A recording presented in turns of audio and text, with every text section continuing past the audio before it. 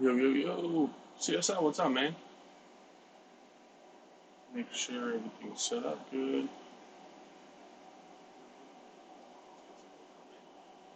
Beautiful. Looks like we're good. Sweet. Make sure all my stuff is lined up. See everything. Oh, should be good. Hell yeah. Lock it down. What's up, man? What am I working on today? We're actually going to put the Phoenix back together. My infraction, the one that caught on fire. I got a 8S ESC from somebody I know. He just gifted it to me. He didn't need it. Same guy that gave me the 8S motor from a stock Outcast. Uh, so we're gonna mount up the ESC. We're gonna mount up the motor. I got my pinions in yesterday. If I know where I put them. My Saga gears. I do have a 36 for the Outcast. We'll put on later. But I picked up a 27 and a 25. Yeah, 25. So we're gonna run the 25 on there. I'm gonna run the 27 when it's cooler out. So 25 we're gonna run for the summer.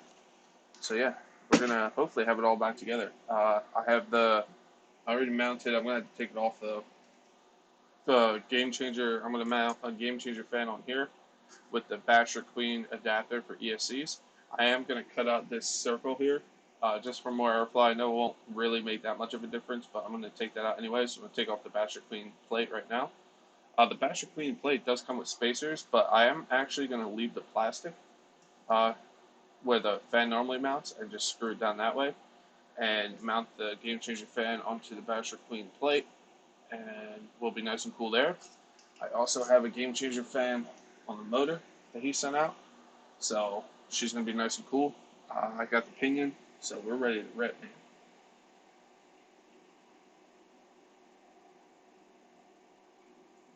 Getting all the papers ready for the accountant company year end. Ah, okay.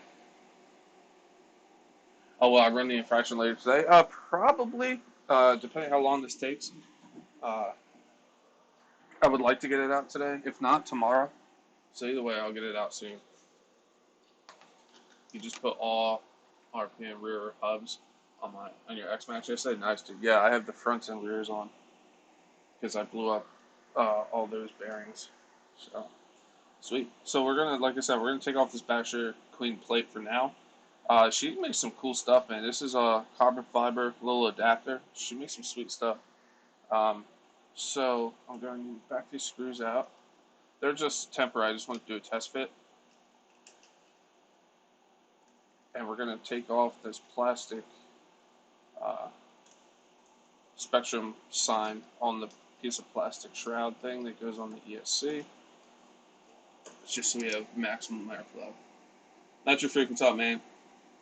Alan, how you doing? I'm actually meeting up with somebody on Thursday to sell my mini Revo.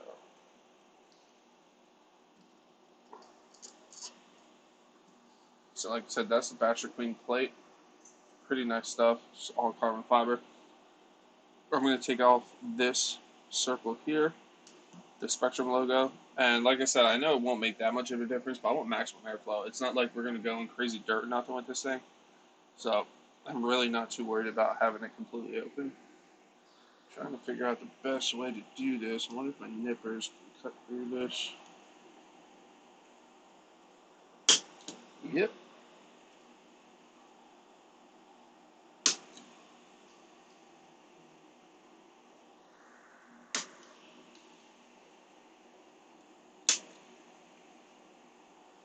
How's everybody doing today, man?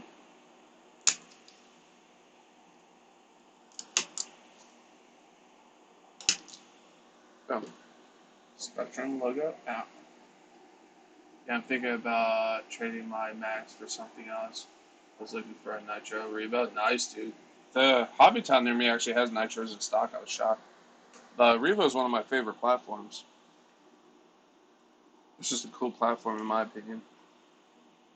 I think I'm going to get my Dremel out and just take down these edges just to clean it up a little bit, make it look a little nicer. It's not really going to affect anything. But while we're here, might as well try to make it look semi-professional. So I'm going to remove it completely. I was just lucky enough to get this ESC for free and the motor, so super nice.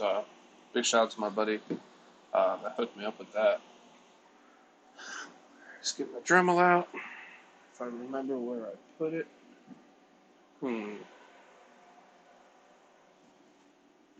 Got the AC cranking right now because it is warm out today. But it's nice and shed. Hold on one. I'm going to ignore that phone call.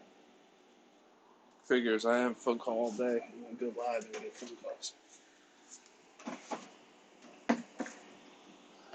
This Dremel is such a handy tool, man. If you don't have one, I recommend getting one.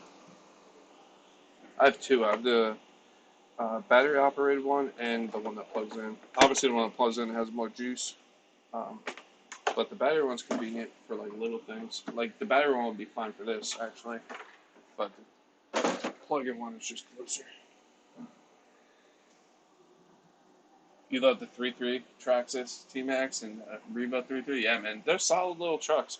Are they the craziest power-wise and stuff? No, but you gotta hand it to Traxxas for them actually still making nitros. It's one of the few companies that still make RTR nitros.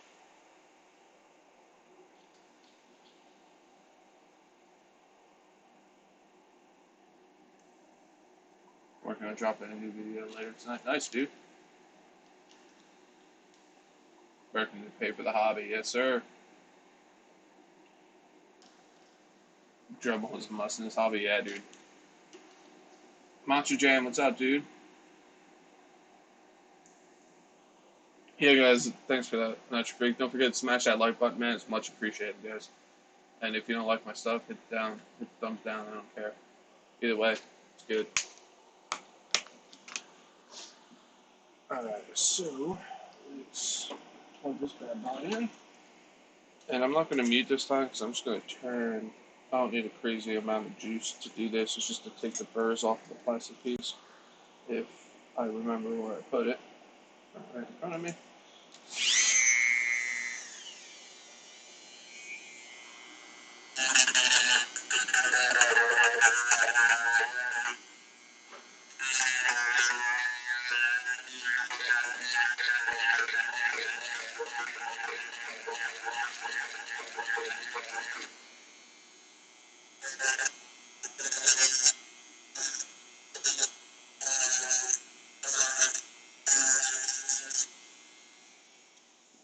That's it.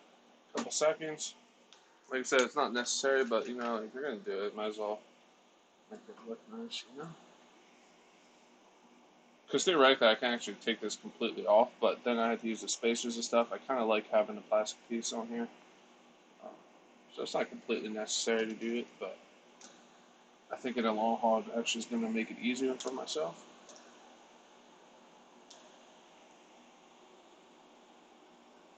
Put this bad boy on here, like so. Beautiful. Hell yeah. Addictive, what's up, buddy?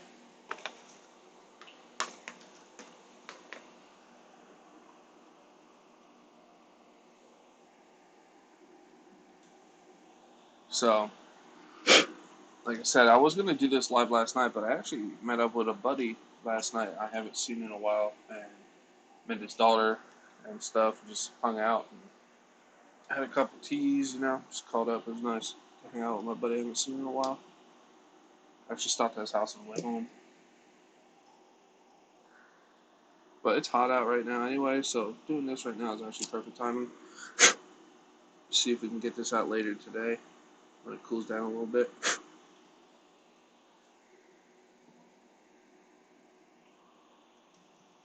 Beautiful. So now we're going to take this Baxter Queen ESC plate made out of carbon fiber. I'm actually really impressed.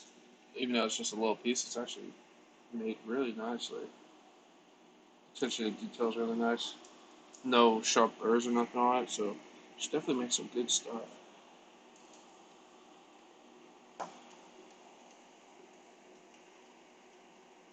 And it comes with all the hardware you need.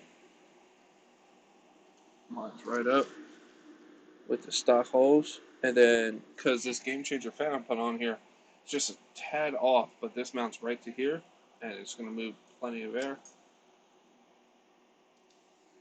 Keep it nice and cool.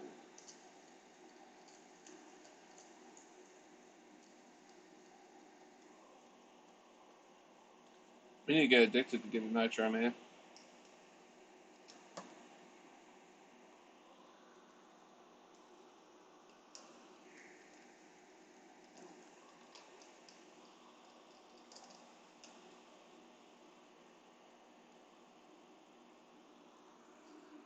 Oh, of course, it's stuck. There we go. And same thread and everything, so literally you just buy this adapter and you're good to go. It's nice because it doesn't add much weight because it is carbon fiber. If you're worried about that stuff, me not so much, but it's nice and rigid. Good stuff, man. And this game changer fan is going to move plenty of air for this. So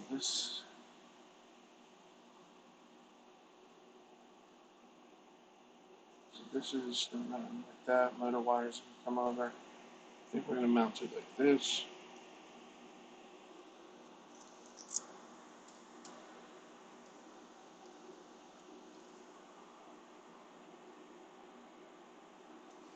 So we're going to take one of the provided, because these are right here, not these black screws, they're from the stock fan, but these spacers here come with the carbon fiber, these right here, come with the carbon uh, fiber spacer for Basher Queen. But since I'm using the stock plastic mount, I don't need these spacers, but if you didn't want to take that off, you would use these spacers. But like I said, I want to keep the plastic shroud on there, so I just cut out the logo.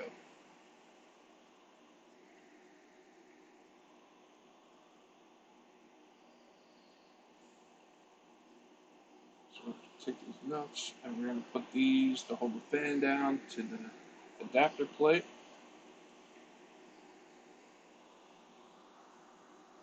Should be just the right size. Nope. There we go.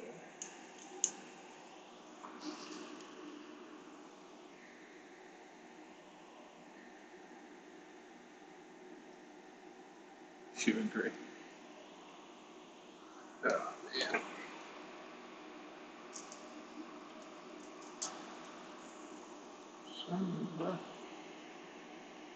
But yeah, addicted. Someone's gonna take a look at my mini Revo on Thursday, man. I'm gonna be selling it. Getting a fair price for it. With all the upgrades and stuff, it's literally completely upgraded. There's nothing that needs to be added to that truck.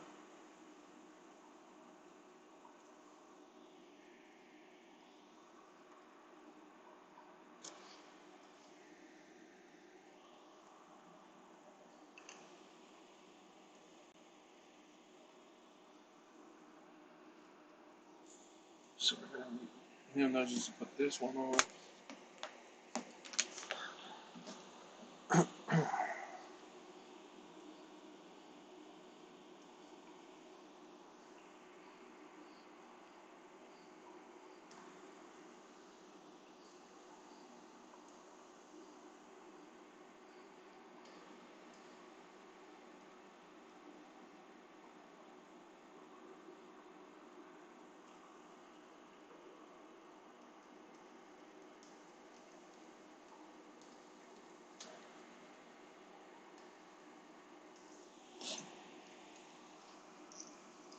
Get another one of these. Right, yeah. You guys see Earl Moorhead's giveaway, man? I didn't make the top 10, but I hope someone's gonna get a badass. What's their speed card? Yeah, badass. Limitless, man, made by Earl. It's gonna be sweet.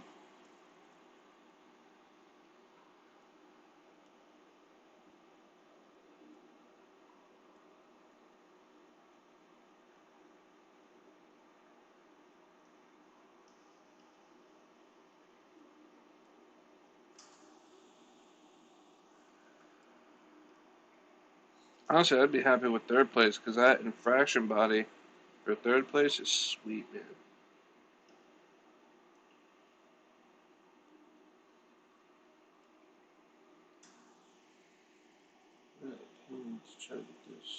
in there right now. Hold on 1 sec. I gotta try to make sure the flat side is facing the ESC.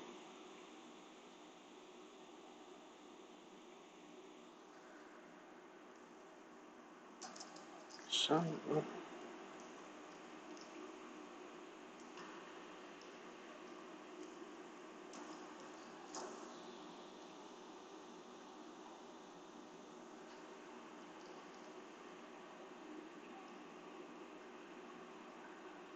Really?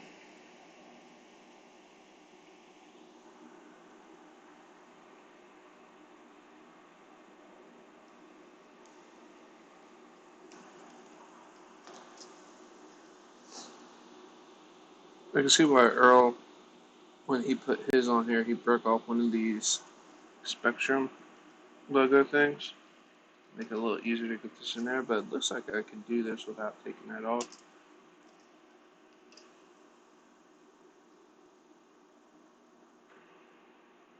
I do have side skirts for the Infraction coming. The aluminum ones that Earl runs. I'm gonna try to kind of mimic what Earl does, just because I respect what he does. And he's pretty much an expert at speed stuff, slash like the drifting stuff. So, were you running later? I don't know yet, man. Microsoft makes phones still. I have no idea. I know they were always crap. I should look at Microsoft Surface phones. Eh. I love my Note 20. Thing's awesome. And for the YouTube stuff, it takes good videos, and it has the stylus here. So like when I make thumbnails and stuff, I can really edit the thumbnail really nice. Um, so I love the Note. I didn't get like the Note Extra or whatever because it's like not much of an upgrade, and I don't like the curved screen on the side. This has a flat screen all the way around.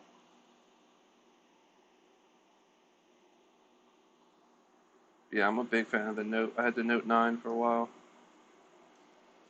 and then I broke the screen, but I didn't have it in the case. That was my fault. So now that lives in the OtterBox. It doesn't leave. Why can't I get this on there? Are you kidding me?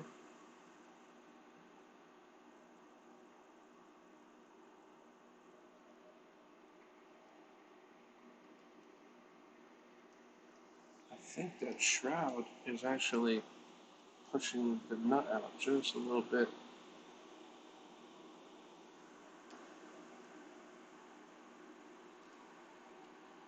Yes, it is. That's what it is, because the shroud is tapered.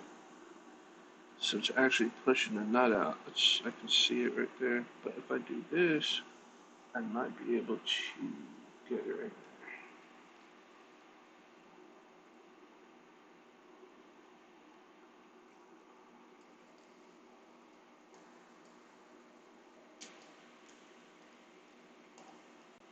There we go. Beautiful.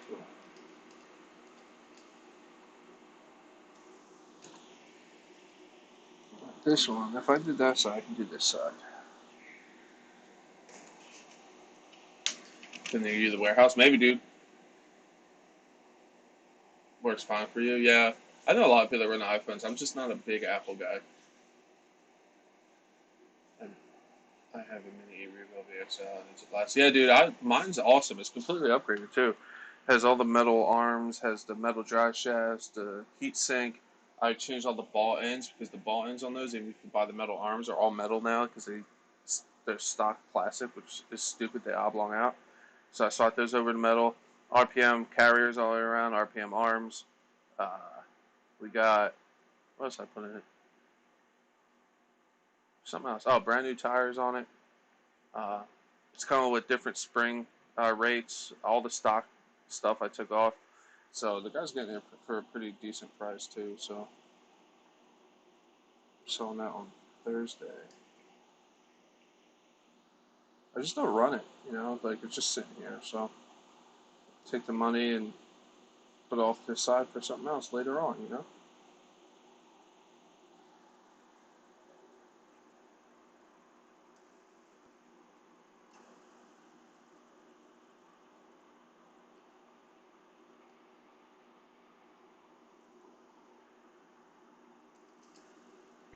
My buddy Burnsy wants to buy the. I have upgraded wheels and tires. I actually discontinued for that truck, and he wants to buy them. I'm just waiting for him to give me a price. I was like, dude, just make a price and they're yours. I don't care.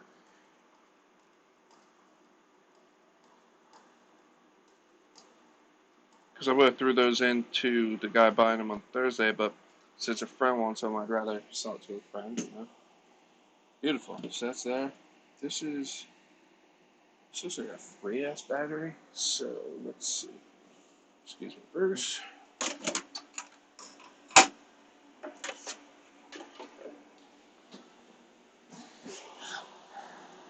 Let's fire up this fan.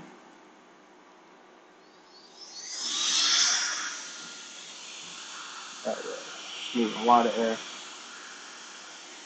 So that should keep the EFC nice and cool.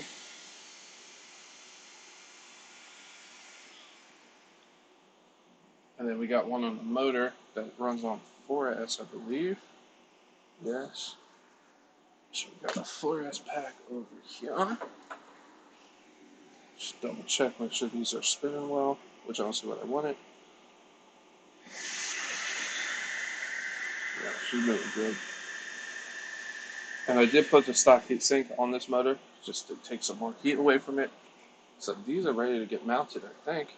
Actually, I'm going to put the pinion on here first.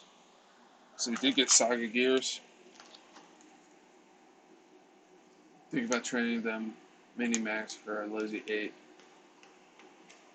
and for a Mini E-Revo. I think I'm going to look later. Nice, dude. So we did pick up a 36 for the Outcast, which I'm running 39 now, and I ran 34. But I think a 36 is going to be perfect gear for that truck. So I'm going to be running 36, 39. And for the Infraction, I picked up a 27 tooth and a 25 tooth. Since it's summertime, I'm going to run the 25 tooth. And in the winter, I'm going to, or like when it gets chilly out, I'm going to swap it to a 27. But I think 25 is going to be pretty legit. And it comes with a bunch of extra grub screws, which is nice. Let's put the 27 back in here. The 36 we'll put on the Outcast later. You'll never get rid of your Max. There's not a better RC for the skate park. It's such a beat. Yeah, dude, I like my Mini Max. I think it was awesome. Venom, what's up, buddy? How you doing, man? You just pulled 6 more parts off sneakers out to sell. 6 more pairs of sneakers? Nice, dude. Yeah, I'm selling the Mini E-Revo, and I'm going to just take that money and put it off to the side, and then just slowly add to it, so when new stuff comes out, I can get it like that. So I'm just going to do that. Because like I said, the Mini E-Revo is awesome. I love it, but I just don't use it very often. And that's a little over $300 I can put into something else. Where is my brake plan? I know it sounds like $300 for a used one, but it's literally completely upgraded. Oh, it has a new Savox waterproof servo in it. It's like completely, whatever you can do to it, it's done. So, and it's coming with all the extra parts. And a brand new set of aluminum push rods still in the box. Because they're already on there, I got an extra set just in case I needed them. So these side gears, I'm hitting with some brake clean in the threads because they are greasy. So I want this to have a good bite with the Loctite.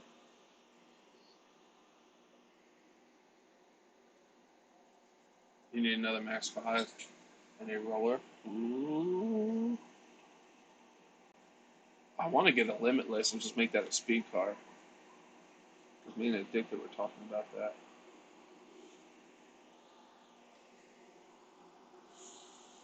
Because I can see why people like the speed stuff. And this is going to be more of like a drifter, have fun basher kind of thing. The Limitless, though. So I was hoping to at least hit top 10 in Earl's giveaway. But it's going to go to a good spot. All the comments that he read seemed like really good people. So, Guru, what's up, buddy? Doing jobs. I converted all my nitro rigs to electric. Yeah, I see that, Venom. It kind of hurts me a little bit. You got to have one nitro in there, man. Do well, man.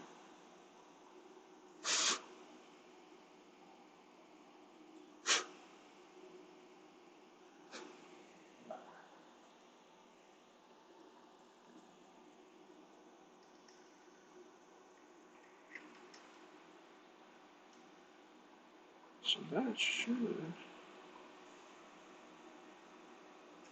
because even if I have to go this way, I can still do it. So I think I can get away with it going this way though. I need to get the truck out and make sure the gears line up. But the last one I got was just so thick, man. I didn't realize how big it was. So this should be pretty decent. So let's get the truck out, make sure I can line the gears up, and then we'll get this thing going.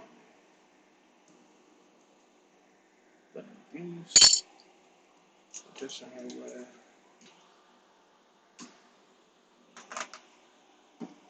Alright, let's get the infraction on the table.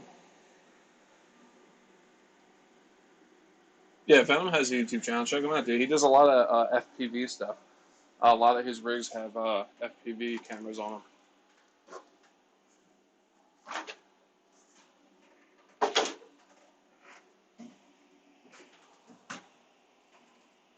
So, this over here. Oop, almost lost the grab screw.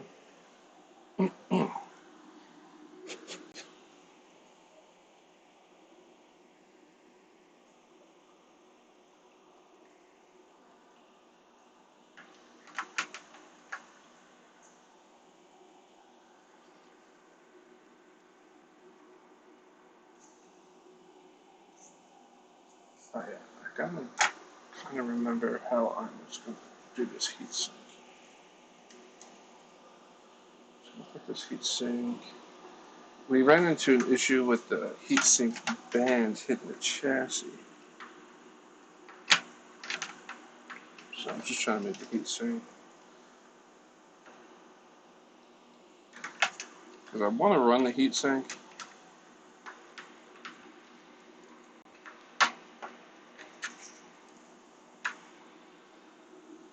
So it looks like the gears will line up like that.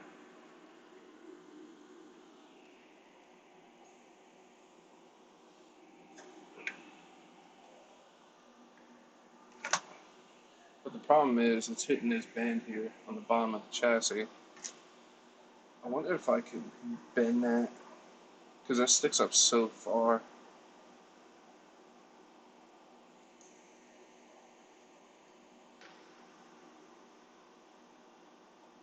Hmm.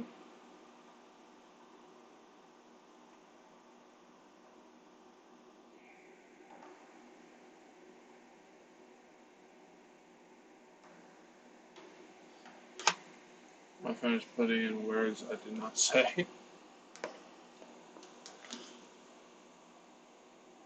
Really just start putting stuff on my YouTube channel. Still figuring it out. Yeah. Yeah, it takes some time to figure out for sure. Been under the weather. Well, I hope you feel better soon, man.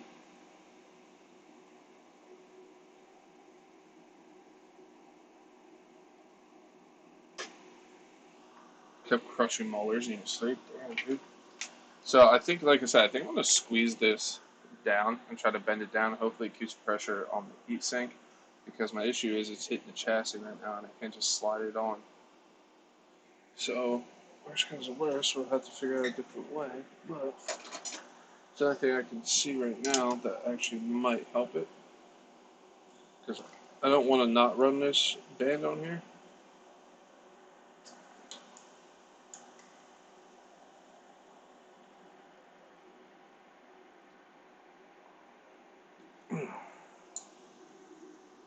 She bent it a little bit.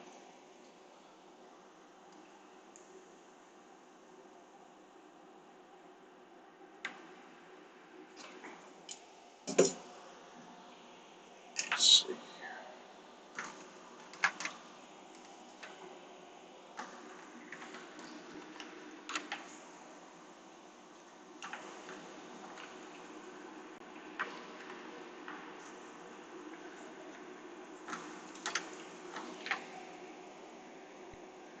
Watching this Red Cat video.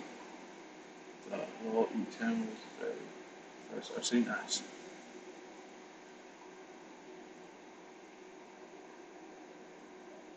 What's up, Shade Tree?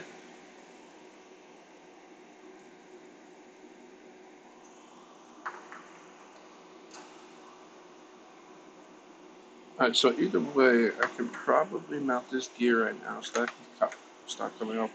I think I'm going to remove, just to make it easier on myself, I can get it on and off, but I'm going to remove this again, just to make it easier for quicker on and off.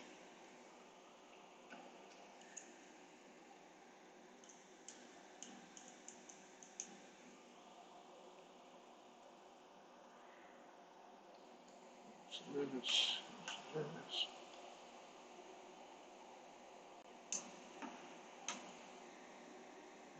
Bob's RC, what's up, buddy?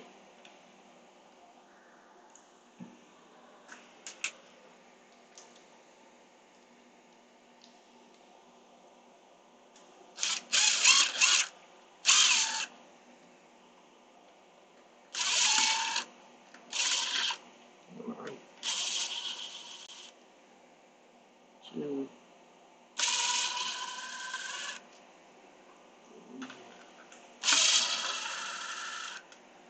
4,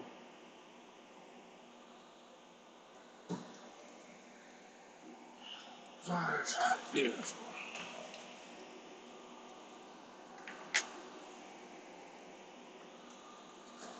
Right, so now we should be able to slide on and off a little easier.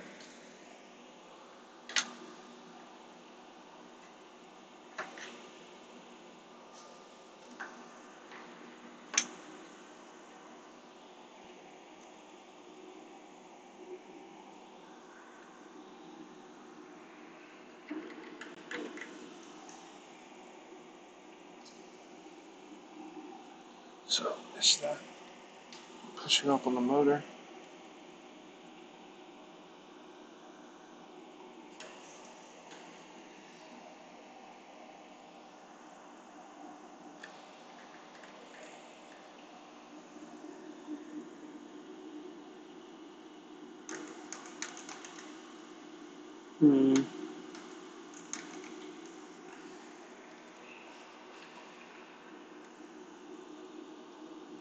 I might have to mount that pinion backwards. Just get a better grip. It's mashing up, but and this is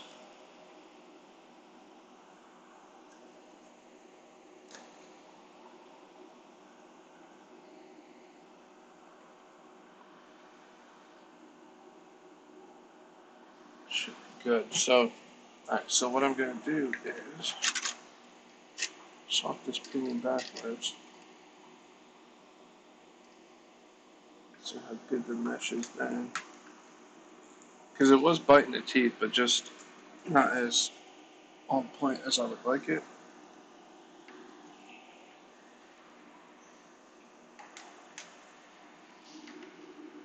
Yeah, see, that's a better alignment with the gears.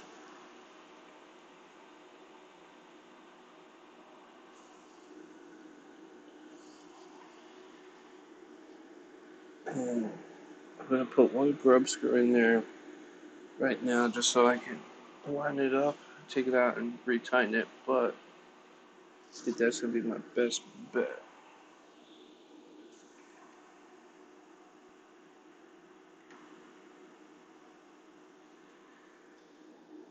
Alright.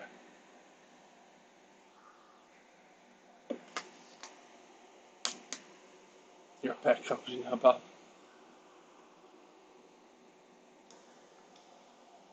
just at work? Thought I'd tune in for a few. Man, I appreciate it.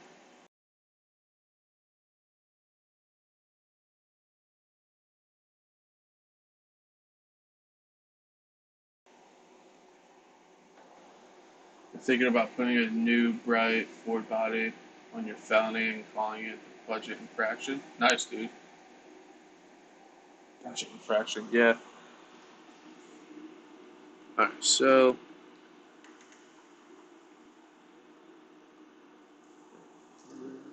just want to make sure. Beautiful. That's where I want it. I feel like that'll be better. Like that. So let's get this grub screw. I remember where I put it in. If not, I have extras. I can find it later. Just had it, but okay.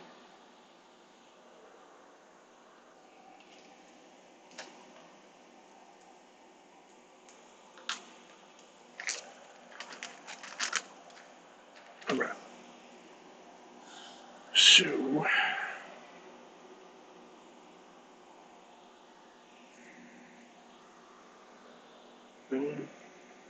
they need to make trill bigums. Extra fears for our state. That would be kind of cool.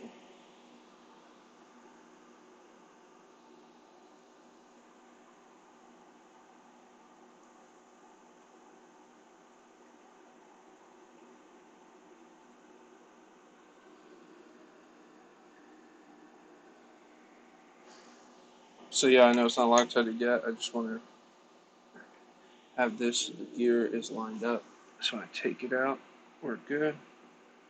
So we're gonna put a gear set screw on the other side. No, it's on the right hand side, and then take out the one I just put in and loctite that bad boy in.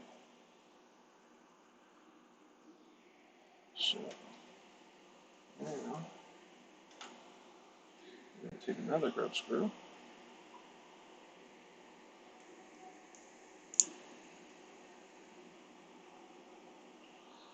Hit it with a little bit of brake clean.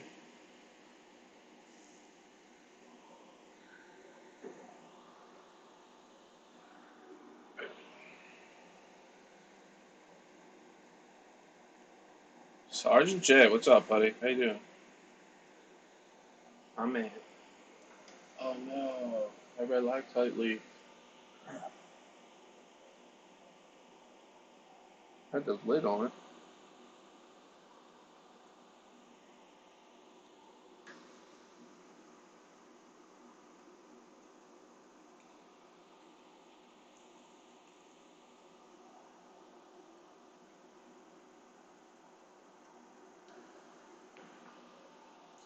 Nice and snook. And then we're going to take this one out. That's on the flat side, the one that really matters. Out. And we're going to Loctite this bad boy in.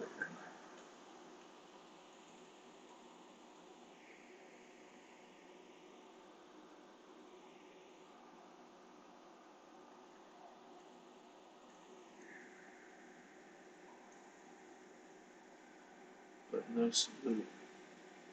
There's that. Yeah, I'm curious too. I actually haven't checked.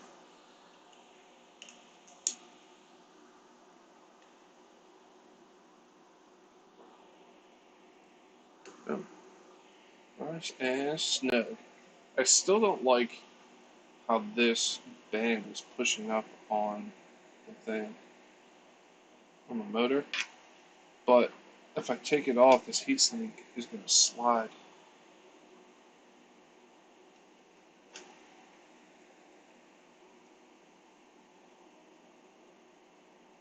Look at how loose. So that covers it pretty good. Tried to bend it a little bit, but I don't want to get too crazy because then it's going to get loosened up around the motor. Driving home from the office, long day, damn dude.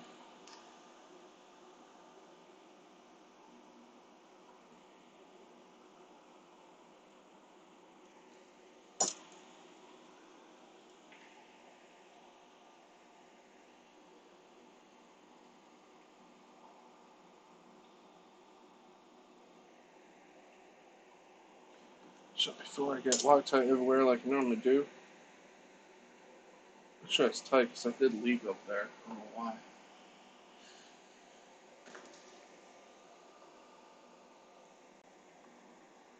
Yeah, I like it both Venom, honestly. Bashing and wrenching.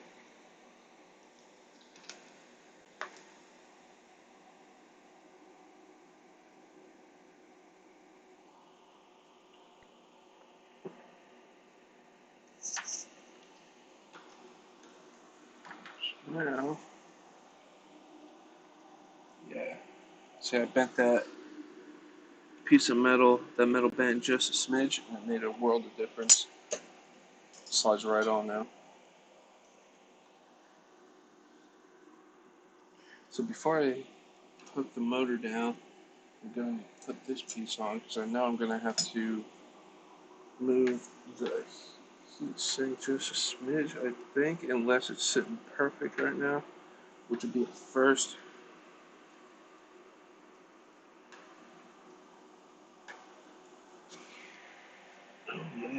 Hell yeah. Alright, so we're going to stand this back up. Yeah, it's sitting perfect right now, so we're not going to touch that, mess with that.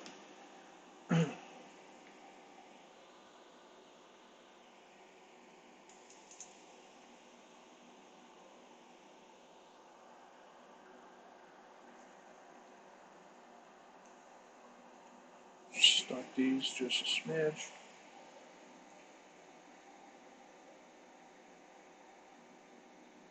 Put yours in while he's out. Take that YouTube and play some the rest of the day. Yeah, man. SnowRunner's a cool game. I have it on PC.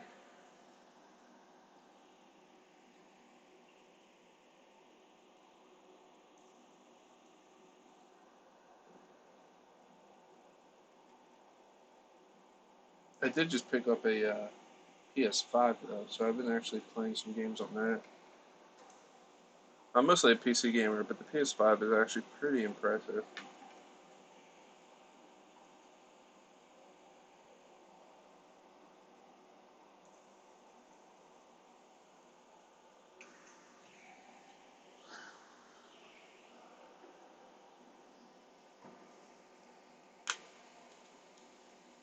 Oh God, it's so hot out here today in Jersey. Yeah, dude.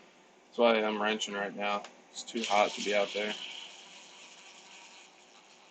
Got the AC cranking.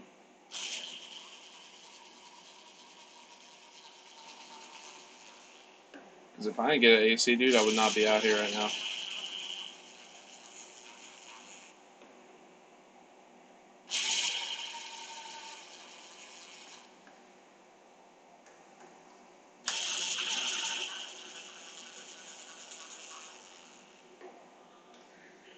And it's just only plastic. We're going to finish this up by hand.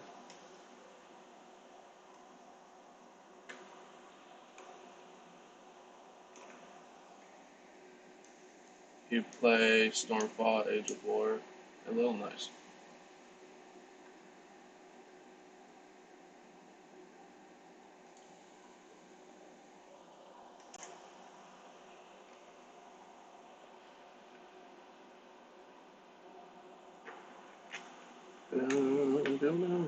I also picked up skid plates. Throw around this thing so it keeps the chassis a little nice. And like I said, I have the aluminum side skirts coming. The ones that Earl runs. Because, like I said, Earl knows what he's doing, so I'm kind of mimicking what he does.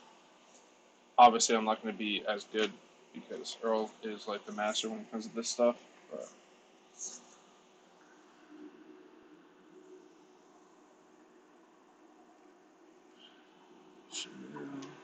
slide, let's slide.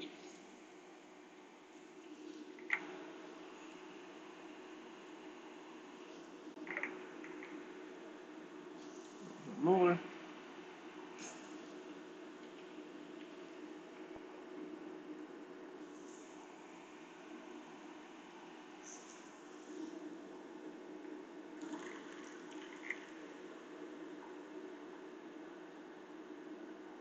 Got a little play, but not much. I think that's pretty good. Let's make sure that the motor isn't cockeyed. It's pushing up on it because we're going to roll this back and forth and see if it locks up on me. Running over stuff, that's not helping.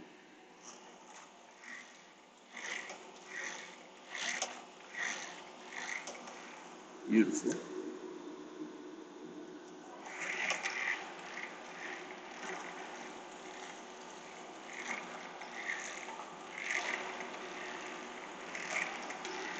Hell yeah.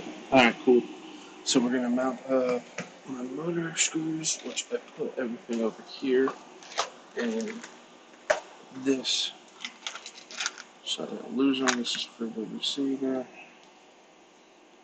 And these are for the motor. Beautiful. I'm super pumped to get this thing back out there, guys. Gotta clean these off. These are dirty.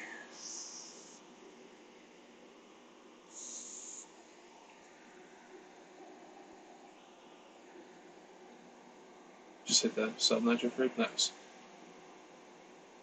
play Fishing Planet and free game on PS Store. Yeah, dude, I have Fishing Planet on Steam. I just got the VR fishing simulator where I can play it in VR, which is super nerdy, but it's kind of cool. Because I have the HTC Vive Pro with the wireless adapter and stuff. There's another one. Once you start, it's hard to stop. Yeah.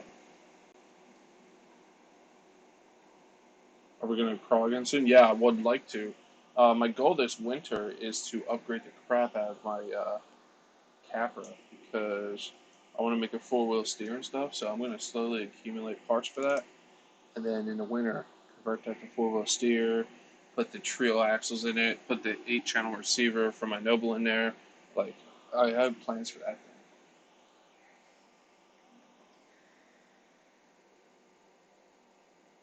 Mortal Kombat X11 Aftermath and Mobile. Xbox One, nice, dude.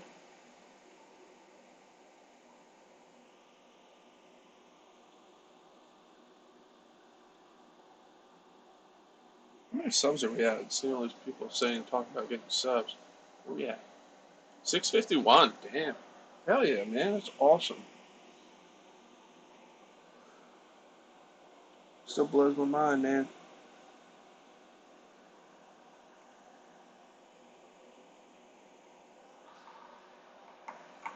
I'm really glad I got this heatsink to work too, because I'm just going to be more comfortable with a heatsink on this motor. And the Game Changer, plus the Game Changer fan on there, which is going to be pretty good.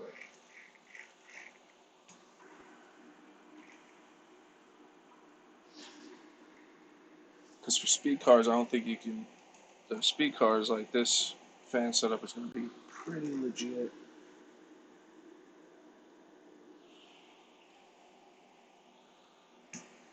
Where is my other motor screw? I just cleaned out. There it is. This one is a flathead because straight out of the box it was stripped out.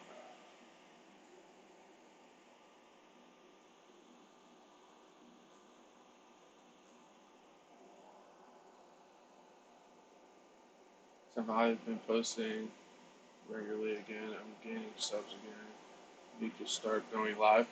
Yeah, lives are just cool for just the community. Like you get to talk to people like in real time, not so much like comments. You know, it's really cool. I told you, let me know. I'll come by your house and help you set up a live stream.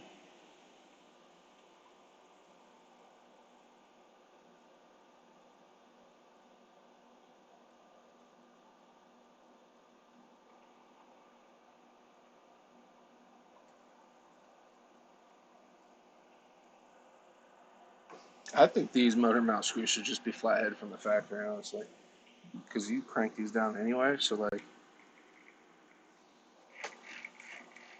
beautiful. Just double check. I know the fan works, but I just want to hear it again because these things are ridiculous.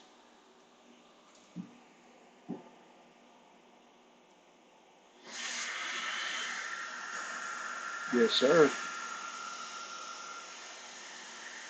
So much air. And it's coming out the sides too, so it's actually going to cool down this pinion too, which is actually pretty nice. Beautiful. Alright, so now we got to try to figure out how we're going to put this bad boy in this bad boy. Looks like we're going to have to cut some wings off of this ESC.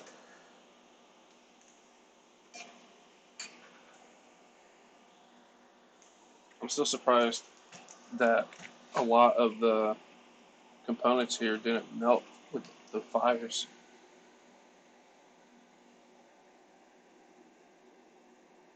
Glitch through fires to bankrupt Rockstar.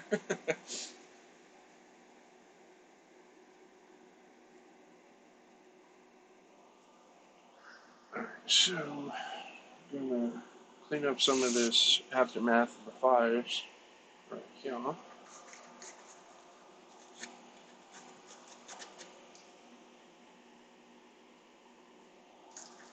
That's why it's called the Phoenix.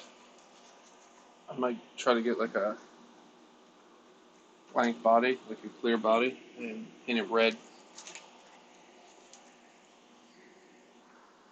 So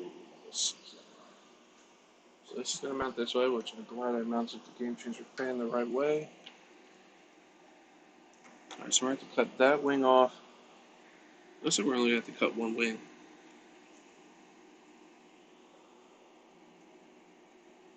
Just one wing. This one right here. Because this does not want to go in there. Oh.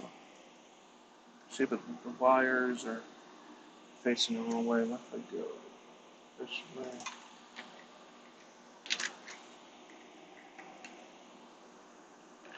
And will these reach? Motor wires won't reach. Damn it, this sucks.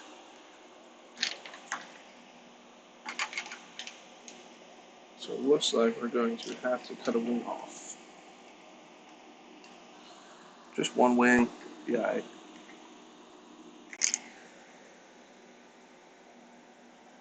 Need the Ghostbusters by Arrma Infraction. Speaking of Ghostbusters, you guys see the new trailer for the new Ghostbusters movie coming out? Looks awesome, actually. I'm super excited about it. I like how everybody else makes the RC video look cool. I'm trying to do that too. It's just why I haven't found anything on there. Hey, dude, just go and figure it out, man. Mine don't look cool. I just go for it, man. Just gotta have fun. It comes through in videos. You're gonna start making batch videos soon, Don? Nice.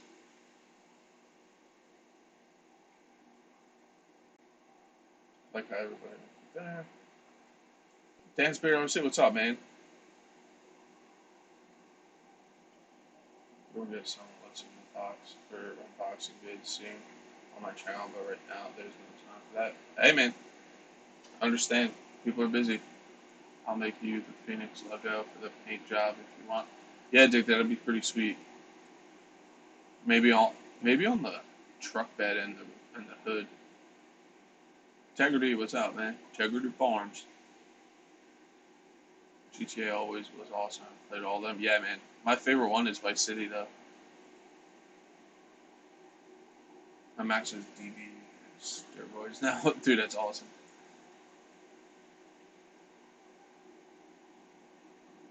You like the new Red Cat Jeep? So yeah, like I said, we're going to have to take off one of these features here, which I don't like doing, but what are you going to do? Do what you got to do. Will my nippers be strong enough to do it is the question.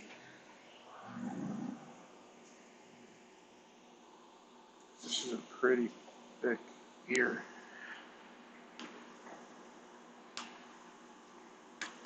Perfect.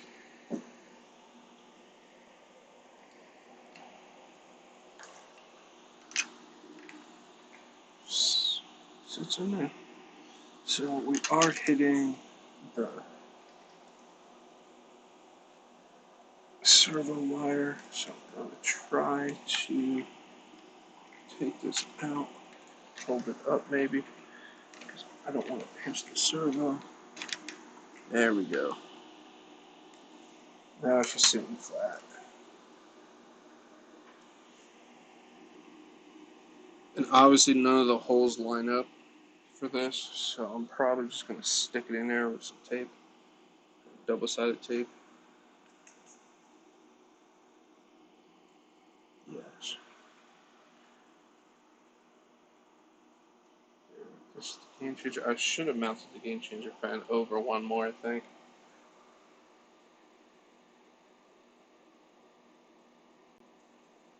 Should have rotated it one more. But if you take this right now, you're doing well, nice, dude. I mean, sucks. It isn't hard, but it's getting to the places you need to get. Work is hard. Yeah, dude. Especially if there's like crawl spaces and stuff, like underneath trailers and stuff you need to get to. Like, to fight spiders and raccoons. I deal with raccoons all day. Spiders, I don't know. Actually, I think that's going to be fine back here. Let's just, for craziness sake, let's make sure the body is still good. With all this extra area. Beautiful. So it fits like a glove.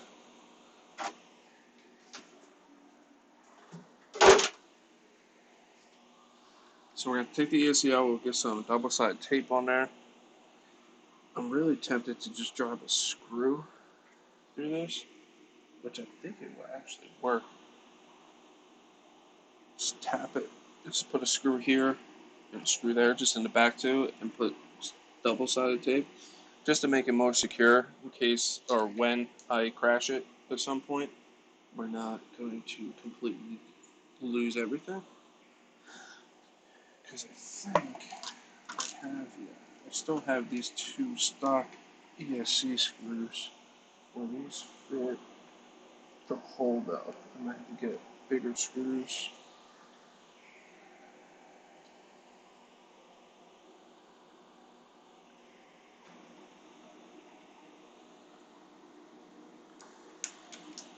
I don't know, they'll work perfect. Because there's nothing under there, it's just plastic. So if I can get a drill bit in there just a smidge smaller than the screw, I feel more comfortable having two screws in it and double-sided tape.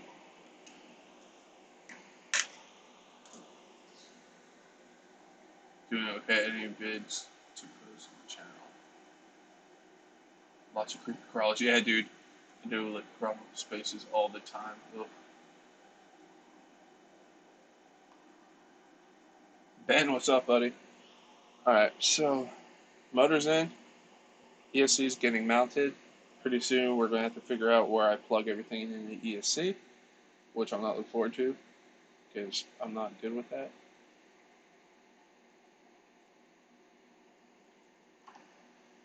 So this power button normally mounts to the top of that, but it's not going to reach.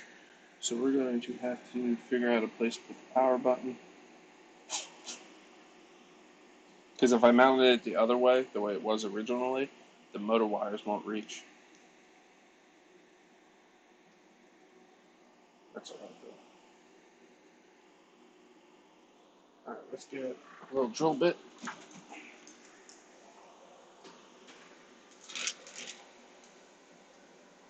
You guys into MMA? I'm not like crazy into MMA, but I like watching it. It's not like I follow anybody specific or anything.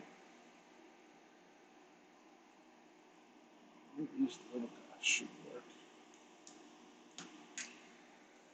Let's get a screw just to see what size it is.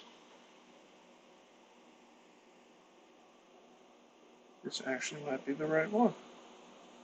That should be good. Just so we don't crack anything. I'm gonna put it in, get a little pilot hole going.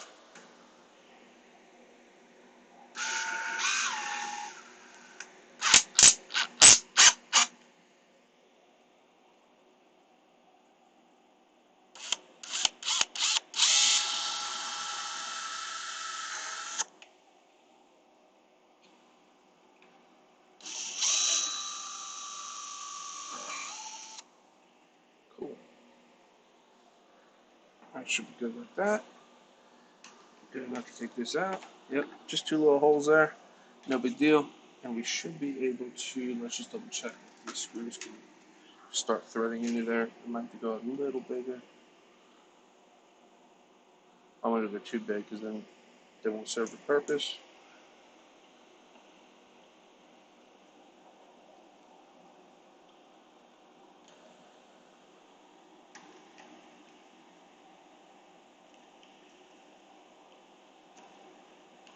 Yeah, we're going to have to do it a smidge bigger.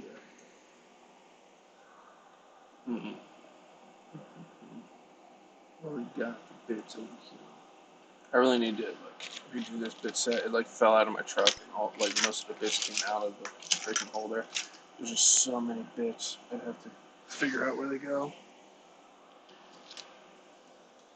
As soon as I dropped it, I heard cling and they all fell. I was like, son of a. This might work.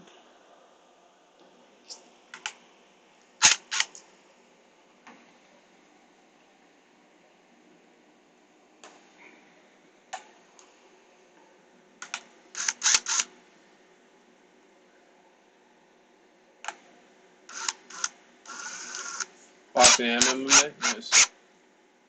Huge fan of MMA. Nice.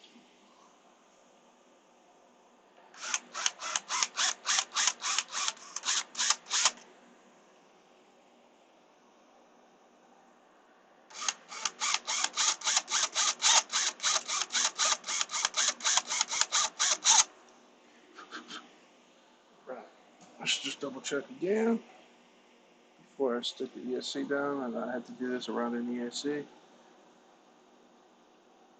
Yes, that'll be perfect.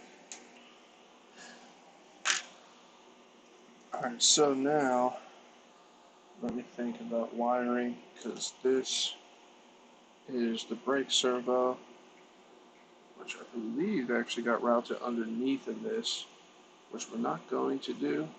We're going to go up and over that. This is steering, which is going to go through there. And the ESC wire goes through there. Alright, get in the end. Monster's taking off. Take it easy, man.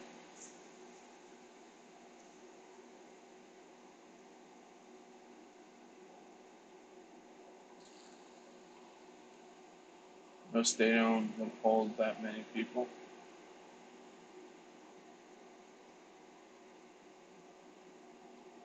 First fender, where the fender was in Tyson.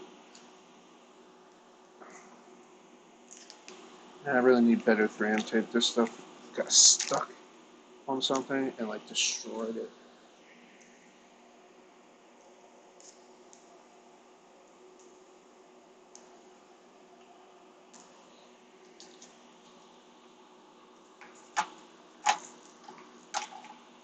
Alright, so now we're going to take a good chunk of this.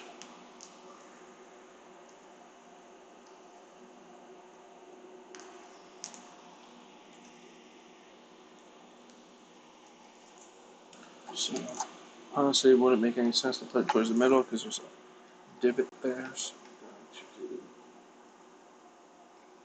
a little bit there.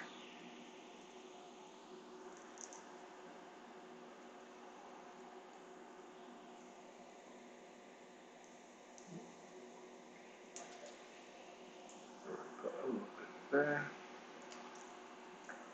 Beautiful. Well, yeah. It's the rise of the phenix. It makes you think of the Tenacious D song.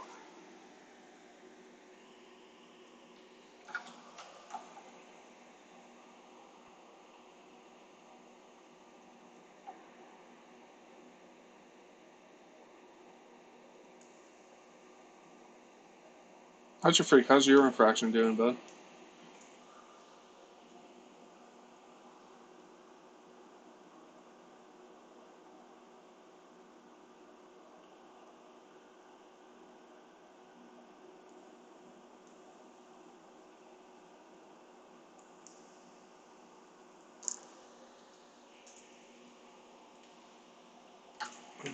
So,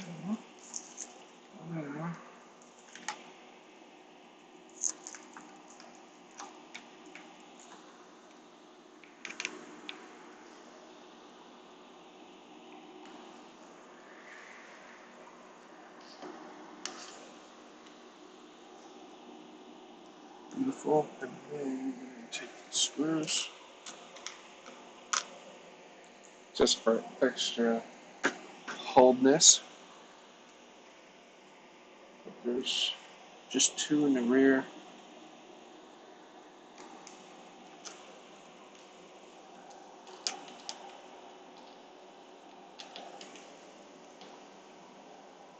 I've yet to still put the pinion on it. Which one? The speed pinion?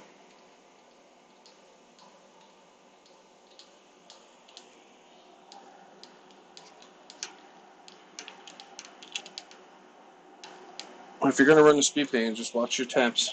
I learned that the hard way.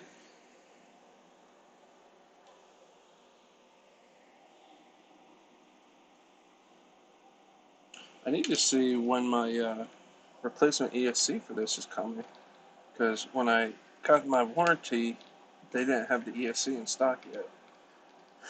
So I'm gonna actually reach out to them and see, because I'll have a 6S motor and ESC just chilling in the shed for something. Who knows? But yeah, the speed pain. Yeah, I saw that happen to your. Definitely doesn't want to happen to mine for sure.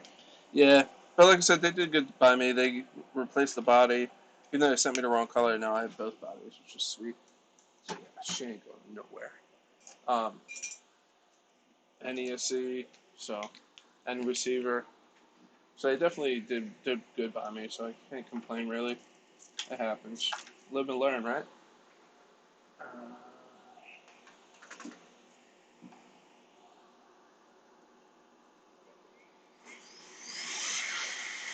that's one.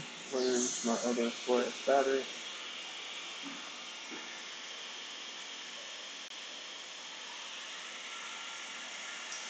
Ow! Nicked it. I'm gonna put a cover on that. I have one here, I just forgot. Yeah. So much air. Didn't cut me. Thank God. RC guy did that with a game changer fan and cut the top of his finger really bad. That was hysterical. But I do have a cover for that. I just need to put it on. I forgot. Beautiful. Alright. So now we can probably get rid of my physics.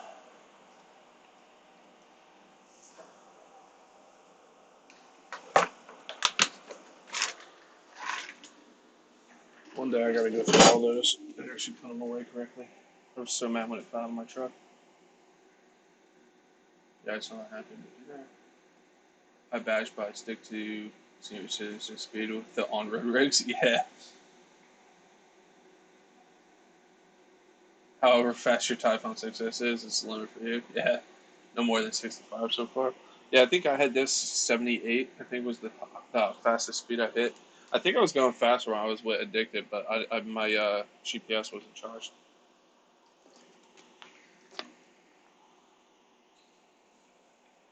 The video where it caught on fire. Alright, so that's going to go off to there. So I can plug the motor in later. So let's mount the the receiver.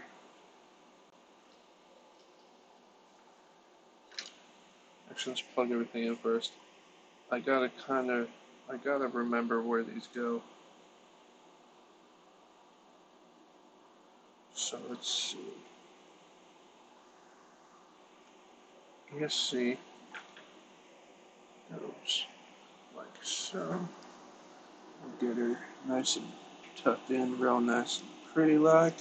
We're gonna go between here. Yes. Right down in there like so. Actually, let's get the steering servo in there first, because that's first in line there. Boom, down there. And we'll put the ESC wire down there, if it wants to go in there. Come on.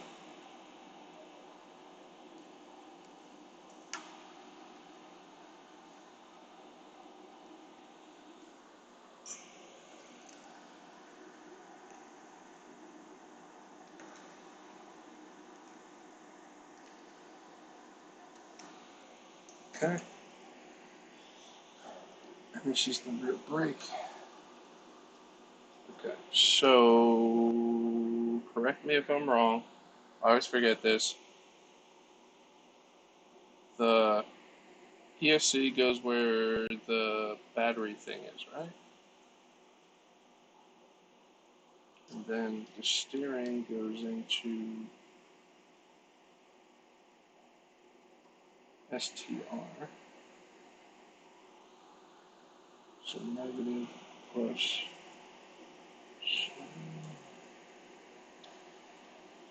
That goes like that.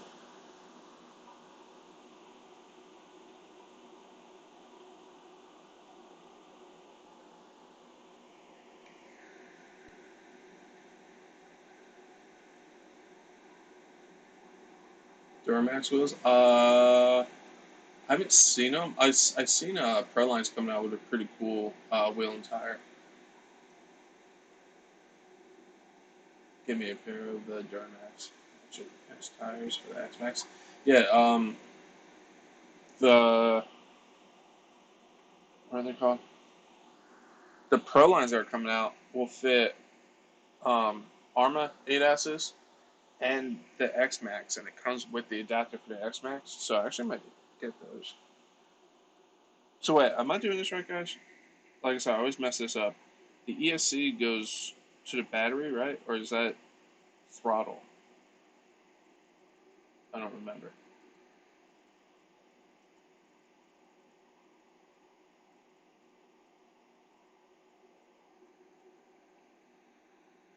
I don't remember.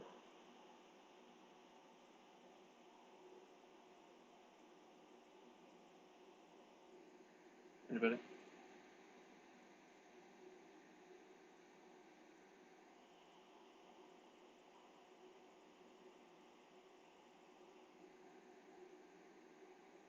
No? Nobody? Alright, so we're just gonna try that. So what's gonna happen? Close up? I don't remember. I just forget the layout of electrics.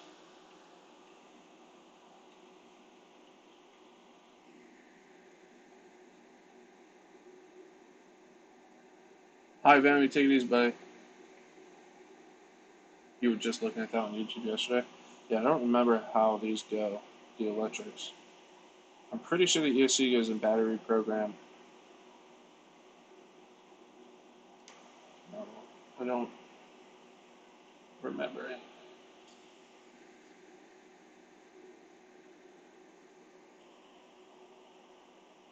Should have took a picture. And then I guess let's just guess that the rear brake goes to auxiliary one, maybe?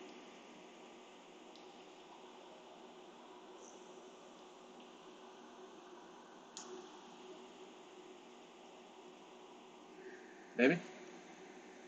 Well, they're Proline tires, the 8S called. And are they Yeah, they're belted, and they're actually, I think, RCD81 did a video on them. They're not released yet, but they semi-fair. They're actually a little lighter than Arrma ones, so they're like belted tires that don't do a complete hack job on your weight and stuff. So he actually was really impressed with them. I forget what they're called though. Hold on, I'll look them up for you. I think I actually still have them saved on my internet. Let's see here.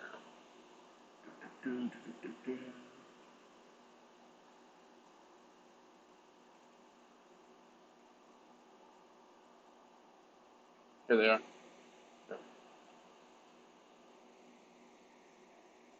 Wait for it to load. It is the Masher X HP all-terrain belted tires for X Max and Crane 8S front or rear, mounted on Raid Black 24mm wheels. So that actually comes with the adapter for the X Max, and you can run them on the Arrmas.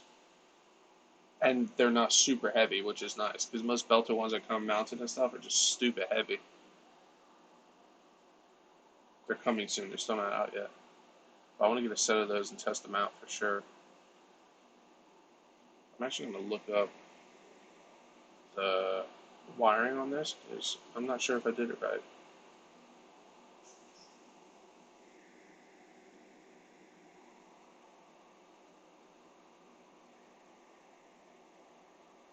Infraction.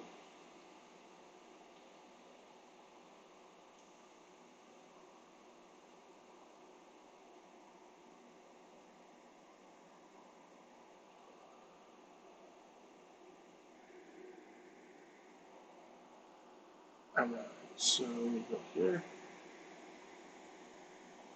You would think I would remember how these go in, but I don't.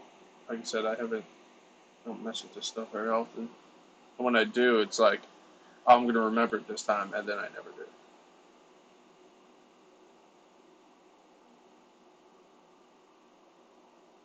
Wish it would show me how they get plugged in.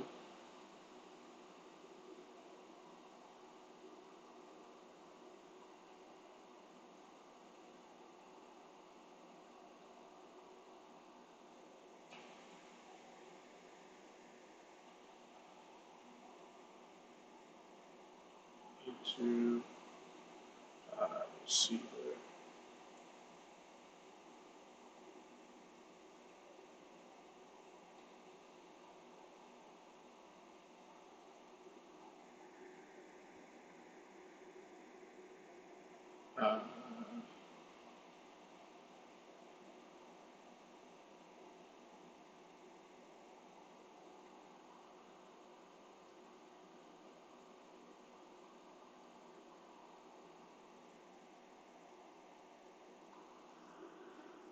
This worse things worse, I just throw batteries in and figure it out. But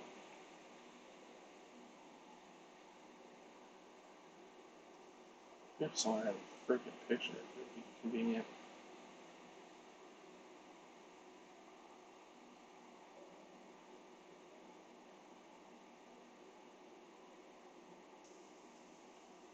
Alright, well, we're just gonna have batteries to it and hope for the best.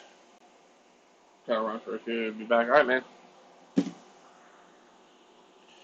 Because I'm pretty sure the ESC goes to battery program, steering, and then aux 1 is the rear brake. I believe. But who knows? I'm gonna have to rebind this too. So where is my infraction controller? It's probably over here.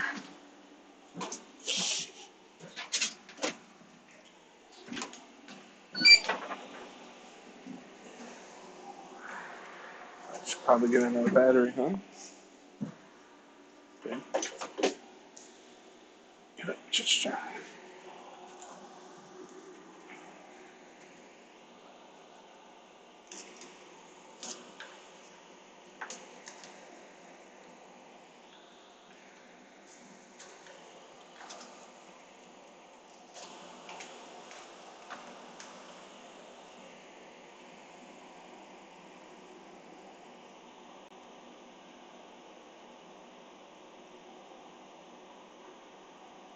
Okay, cool.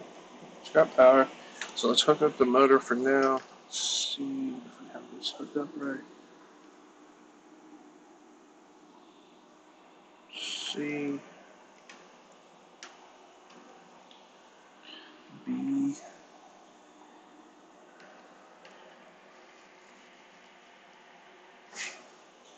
A. Okay. Channel 1 to turn 2 to burn 3 for brake. The battery channels might be so. Oh!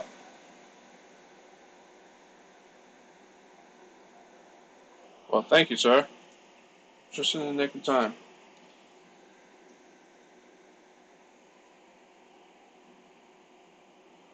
Okay.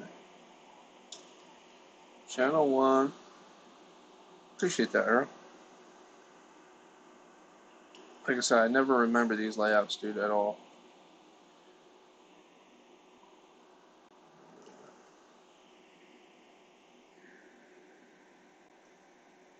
Channel 2 to burn, 3 for brake. So 3 is brake. Where is the brake?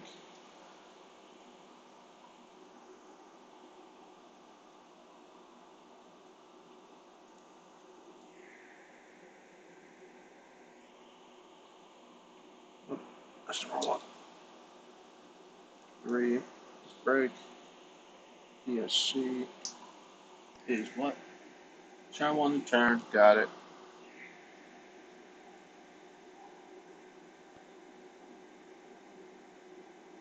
Channel 1 to turn, 2 to burn, 3 for brake. So that goes this way. Okay. Alright. So now, according to that, it's 1, 2, 3. We have to rebind this anyway, so crank it off.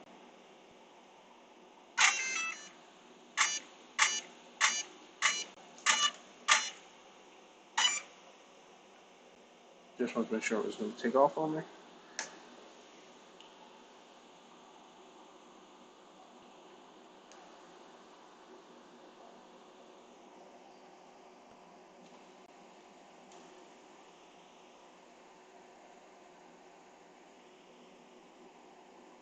I have no idea how to bind these, by the way. I think I should probably turn off the controller and hit bind and turn it back on, maybe? There we go.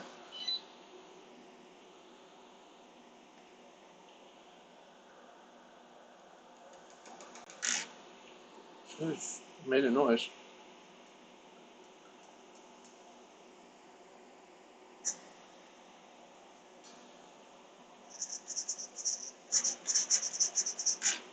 Alright, well, my steering's super weird.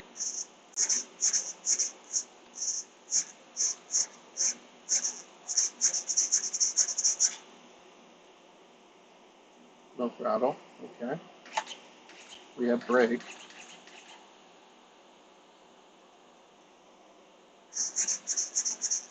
So that's my steering. Okay.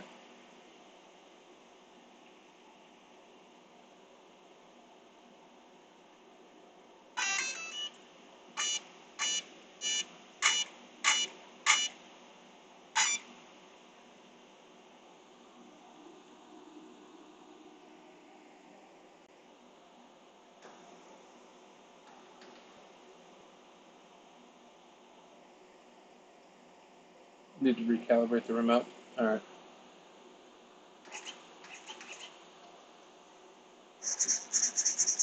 All right. So let me look it up how to recalibrate. I don't know how to do that with a spectrum setup like this.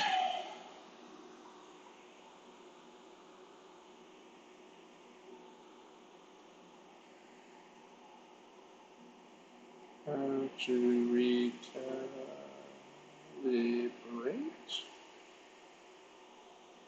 spectrum.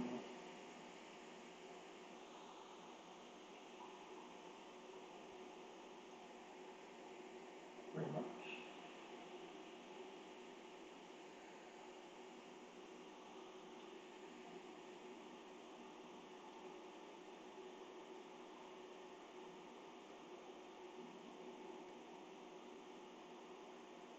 Plug in the bind plug. There is no bind plug. Power up the model. Power up the transmitter first and put it into bind mode. Receiver will flash a few times, turn off, and then come back on.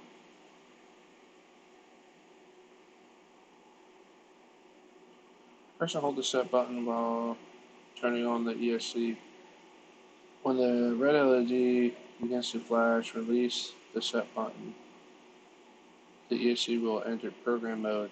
If the button is pressed for more than 3 seconds, the red LED should be flashing when the ESC enters calibration mode. What? Press and hold the set button while turning the ESC on the receiver. The red LED begins to flash. Release the set button. Okay, so we're going to turn it off and start from scratch. It's the worst thing. I hate doing this stuff.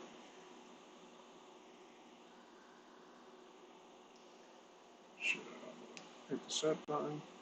Alright.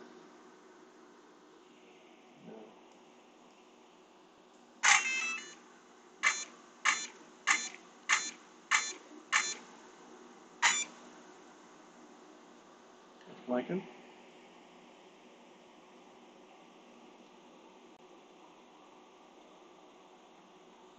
Alright, it is blinking, so it's in set mode.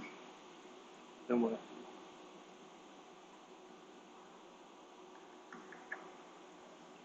It's one of these ones you get that hold full trigger and all that stuff.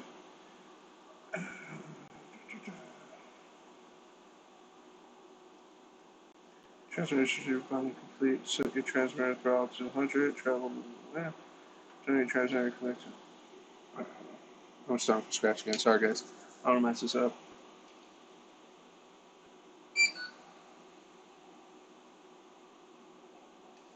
Set your transmitter throttle to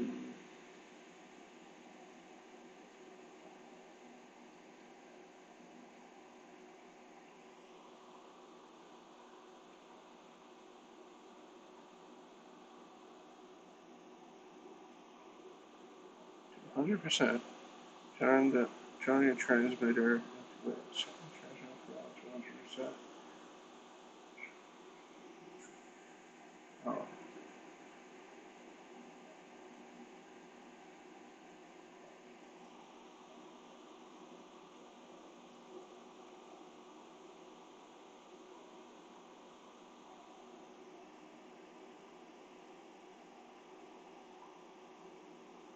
Okay. Turn on your transmitter. Press and hold the set button while turning the ESC on. When the red LED begins to flash, release the set button. The ESC will enter program mode. Should be flashing with the ESC enters calibration mode. If the green LED is flashing, the ESC is in program mode. Leave the throttle at neutral. Press and release the set button.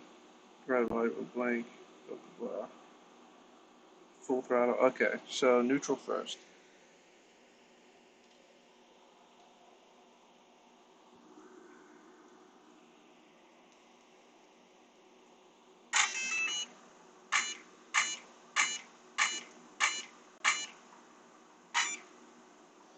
Alright, so neutral first. Neutral position and press and release the set button. Red LED will stop. Will stop flashing. The green LED will flash one time and the motor will make a noise. Okay. It did not.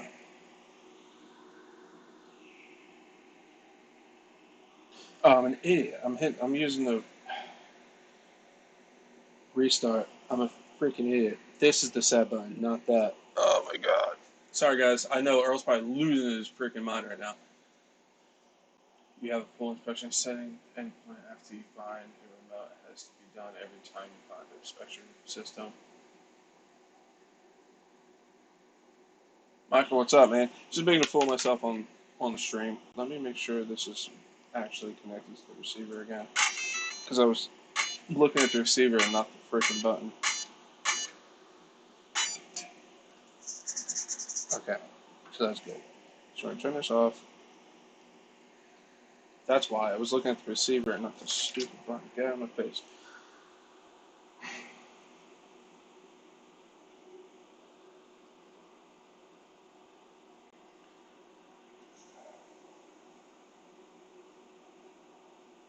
So hold the set button, I turn on the AC, LED image flash.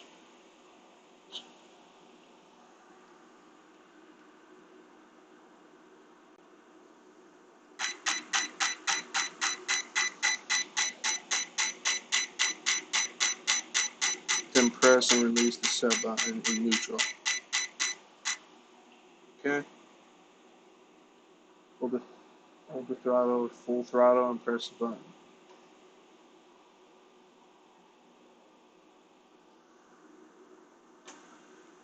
Did not. Didn't work. God, I hate this stuff. Just let me plug it in and play.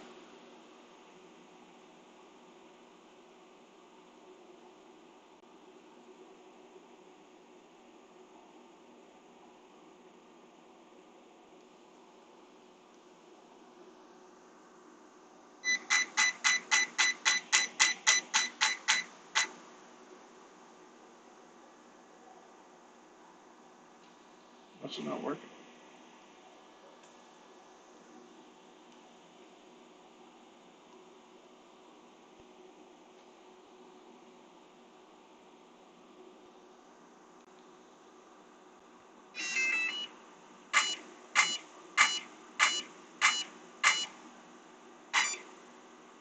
That's better, I think.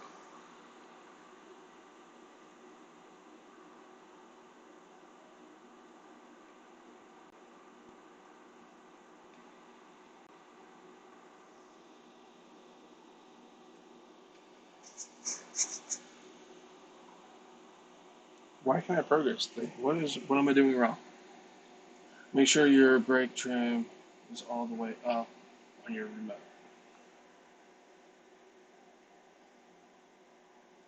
It is.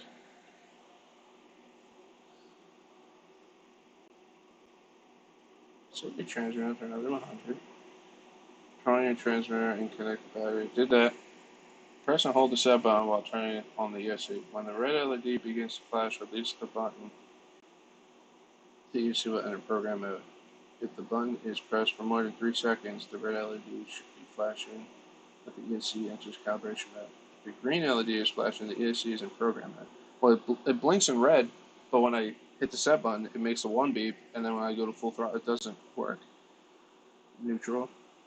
Press and release the set button.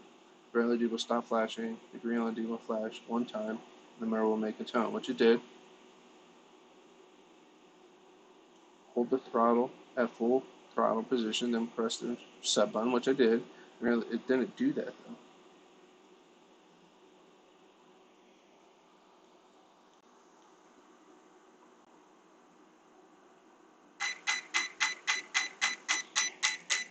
Alright, so neutral, did that.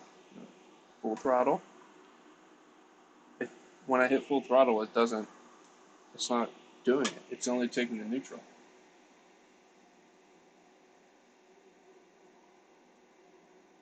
Is my ABC on? Yes. Should I turn it off? Monitors, into EC program, it should be 3 seconds, and make sure it's at right color flash. Yeah, like I said, it was blinking red, and I did the neutral, hit the set button, and it blinked in green like it said, and then as soon as I go to the full throttle one, it doesn't do it. Let's try it again.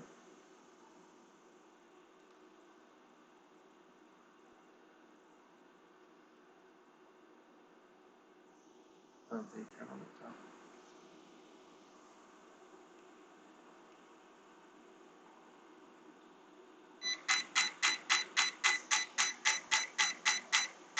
Green flash. And then it's not blinking red anymore. So full throttle. I don't know what I'm doing. Am I holding the button too long, maybe?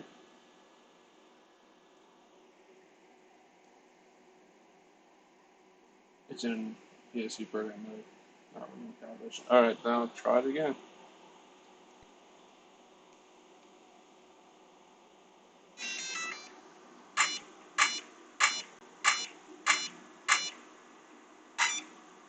Alright, now it's blinking red. Okay, let's try this again. Neutral.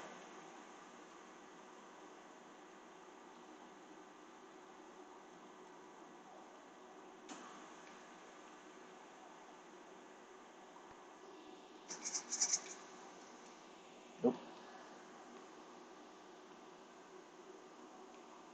1 and 2 and 3.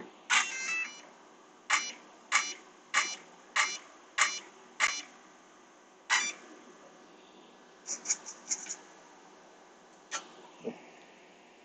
I had this problem with my Outcast too. I don't know what the hell I do, so stupid.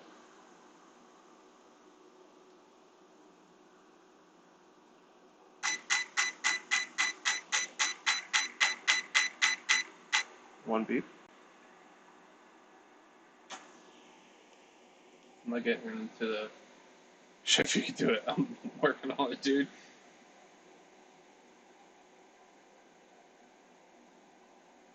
The color flashing. Because in this manual it says it should be flashing red and then blink green when you go to program it. When you hit the first button, but I'll try it again. Like I said, I'm just going to keep going until I figure it out. I have a program card, so whatever I mess up in the ESC, it's fine. I can always just do it through the card. Hold the set for 1 second.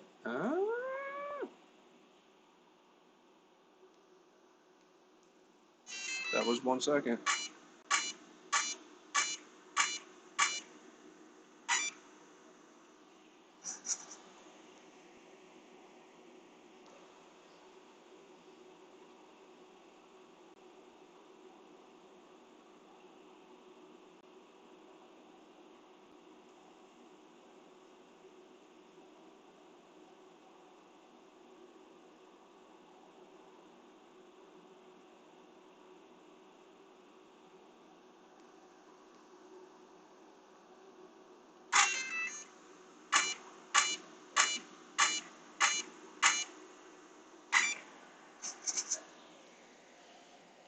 Check all your trims, set ABC all the way on, and brake rate all the way up. All the way up.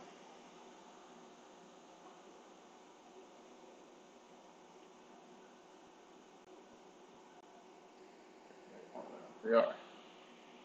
Hold set. Turn it on. 2 and 3. So, oh my god, what is going on here?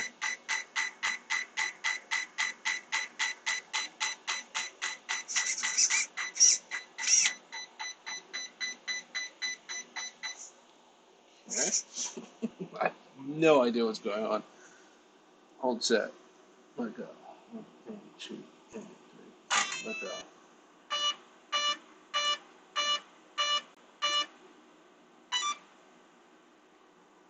So neutral. What is going on?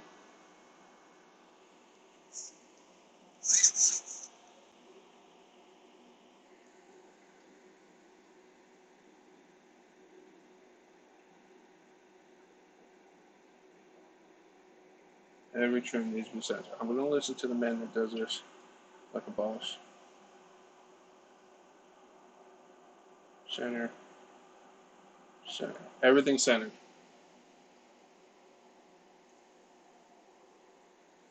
I'm going to start with the controller off. I don't know why. Dude, I had the same issue with my outcast. I could not get it to calibrate for like, it took me so long. I have no idea. Hold set. Power the bad boy on.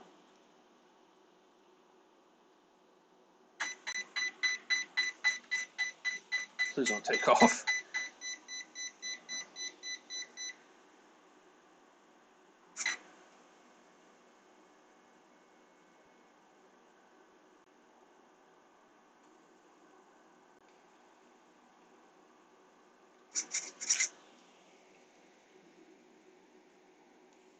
Every trim is centered. Why can I count? Why am I stupid? Hold set. Let go. 1 and 2 and 3 and let go.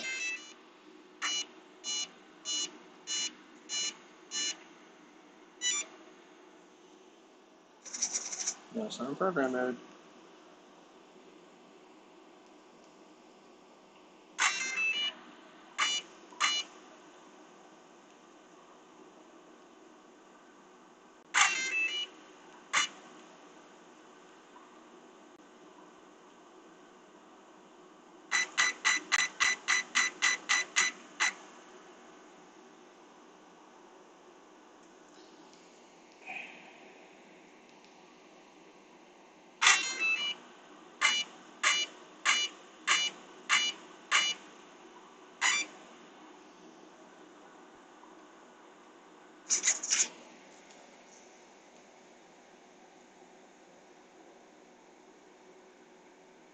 Crazy. Where to get it? I'll find it.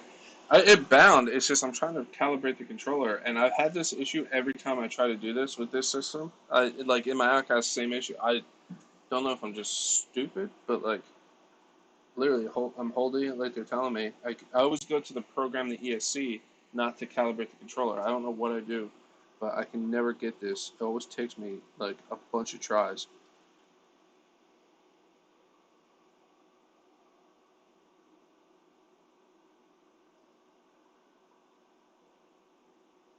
So you transmitter throttle. Because this says to ESC and transmitter calibration. It says begin with the transmitter and receiver binding complete, which it did.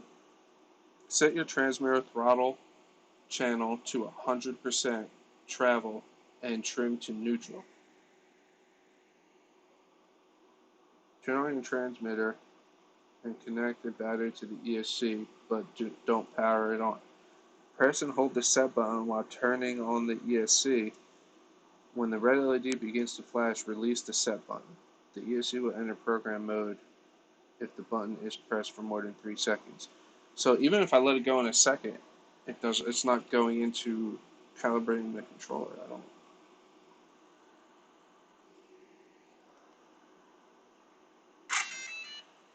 Because now it's connected. I held that for a second. See? Hold set. Turn it on. 1 and 2. I'm going to let it go in 2. See, it's still not working.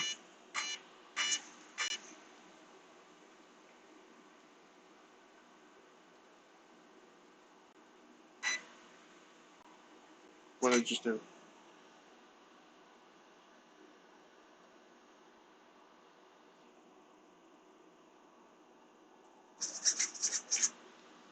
I'm messing up all kinds of stuff right now.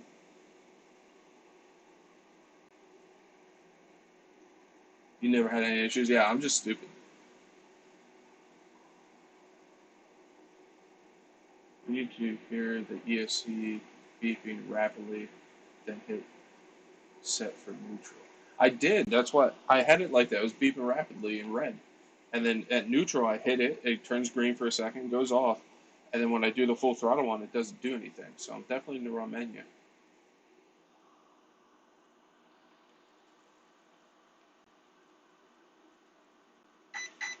See? It's beeping in red, right? Is this what it's supposed to do? So it's in neutral. I hit the button once, one beep in green, right? And then I hold the throttle completely down, hit it again. It should go beep beep, but it didn't. It's not didn't turn red or nothing or green. It just literally turns it off. So I'm definitely in the wrong menu.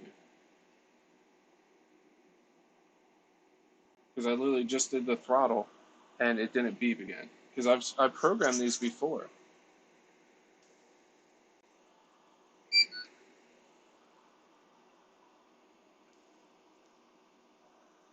But that was it's set at neutral, but when I hold the throttle full and hit set again, it doesn't do the second beep. My remote's not set right.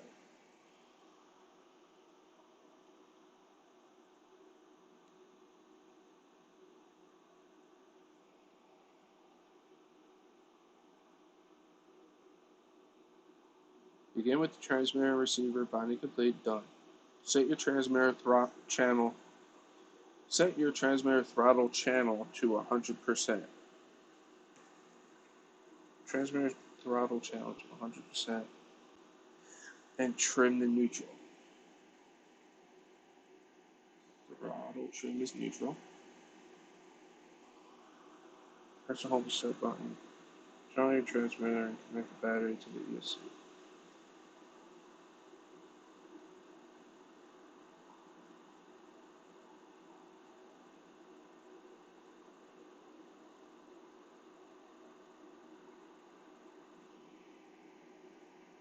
Throttle limit is. Oh, wait. It is.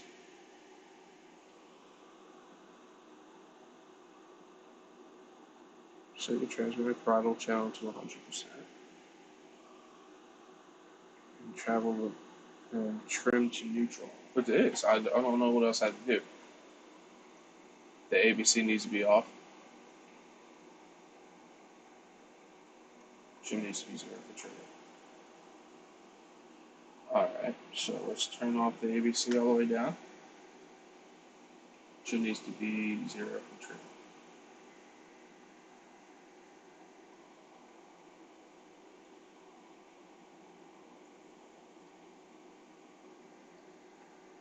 The throttle limit is at 100%. Is that what you're talking about? ABC is off now. I just turned it off.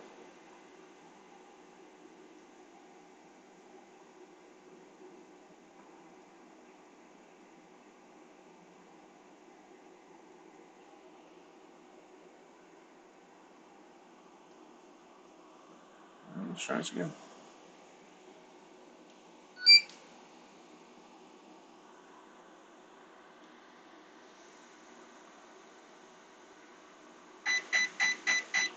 Neutral.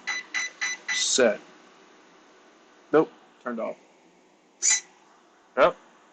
See? Now I got full steer and what am I doing? I use the ESC programmer. I don't think you can do program the remote. You can change the ESC settings though.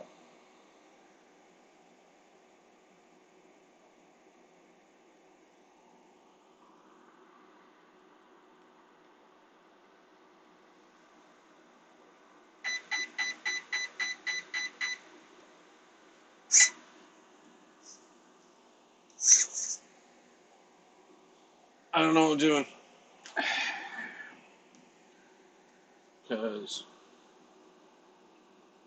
ABC's all the way off, turn down. Neutral, neutral, neutral. Neutral. Neutral.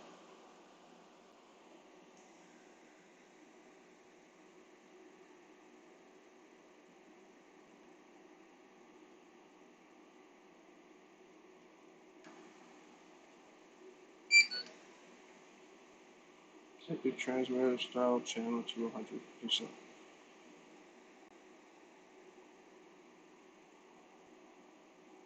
Trim the neutral.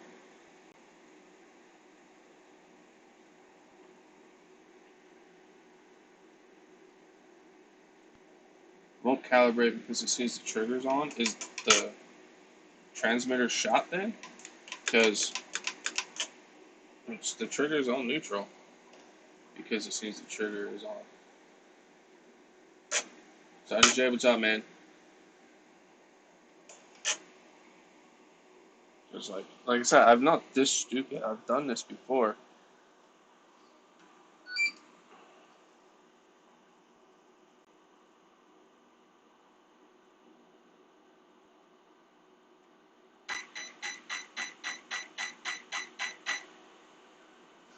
Yeah, sure. And then turns left. Yep.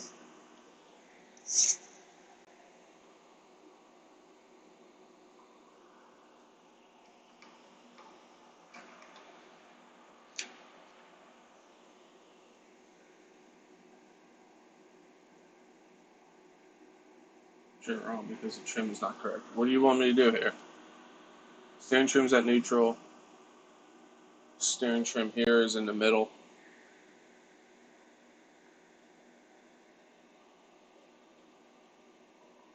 Steering trim is in the center. Steering trim. Steering is at neutral here. So what am I doing? Here, wrong.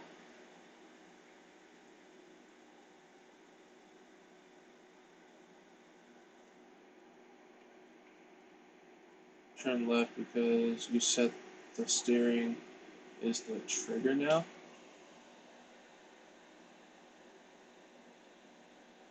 Is that because it's plugged into the wrong channel, or is that because I changed the settings somehow? Alright, let me go get my program card. I want to see what the hell's going on with this thing. I'm going to plug my program card into this and make sure everything's set the way it should be. Like, steering is steering and not the trigger.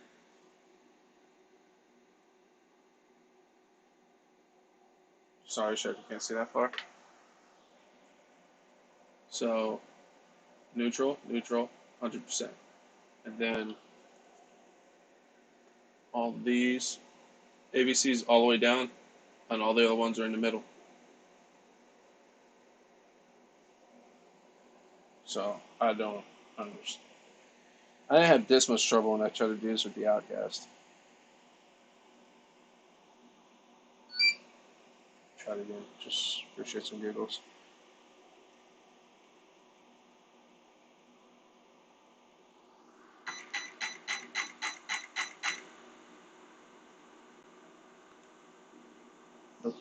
Okay. What's up, RC Daniels? You're missing a crapshoot right now. Let me go. I need to go run in my truck. I'm gonna go get my program card. Make sure that throttle is throttle, steering is steering, because I probably went in the menus and swapped them around somehow. Let's go see that.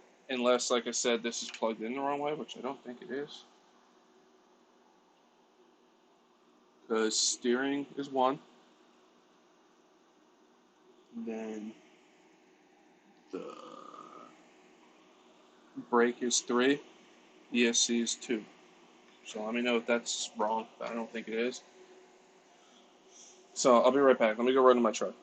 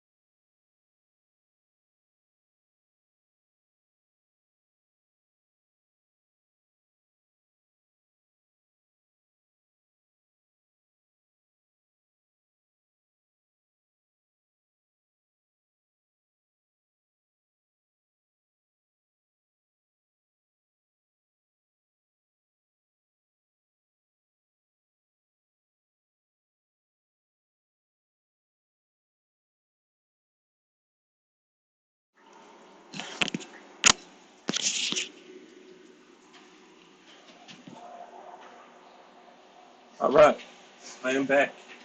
I got my program card. So we're going to plug the program card in. I'm going to go through everything, make sure everything's right. But I'm not getting it. Like I said, I'm not the smartest when it comes to this, but I've never had this much trouble trying to do this before.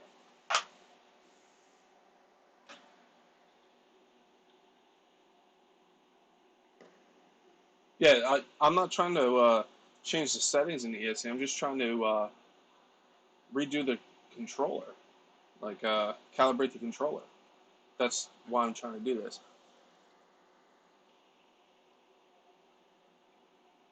Polo clearations now.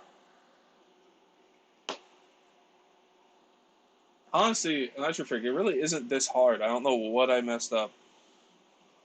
Like, Earl's probably losing his mind right now. He's probably like, this idiot. He's probably like, thank God he's not winning the car I made because he can't even program a controller. But honestly, I've never had this much issue with it. I don't know what I messed up, but I had to mess something up.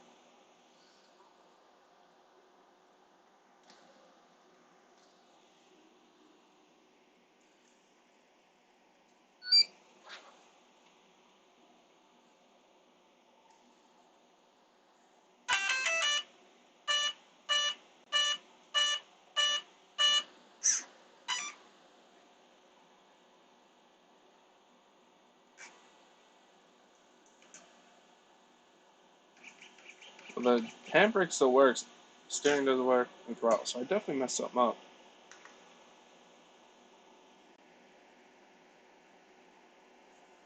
Yeah, dude, I don't know what I do.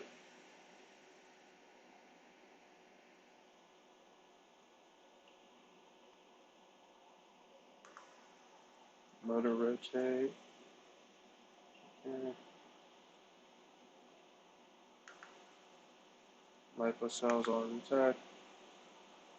Auto voltage medium. DEC voltage is 8.4. I'll actually edit that down to 6 volts. Max brake is 50. Max reverse is 25. Punch level is 4. Timing. That's running mode. Forward reverse brake. Oh no, that's just normal. Or reverse brake.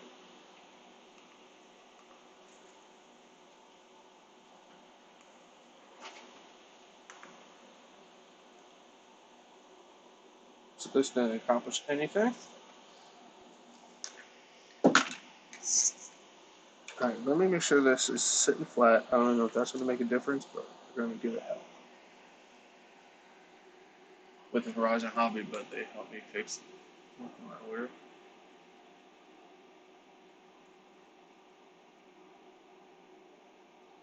No, no. Like I said, normally like I'll mess up a step and I just have to redo it and like two times. That's just because I'm stupid. But like normally you just hold this down, it beeps like that. You leave it at neutral, hit the button once, it beeps. Full trigger, hit it once, goes beep beep. You full brake, you hit it again, goes beep beep beep, and you're done. But I don't know what the hell I'm doing right now. It's not working because I've done it on my Outcast multiple times.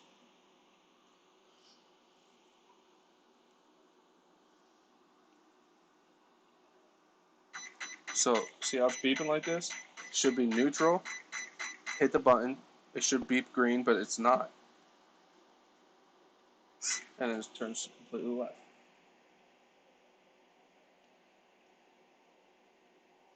The brake is not 100%. So turn the brake up to 100%. Brake rate 100%.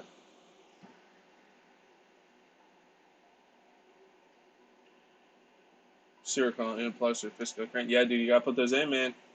And Outcast USB discs. I'll go live when I install. Yeah, dude, do it up. The center, locking the center up with earplugs was awesome.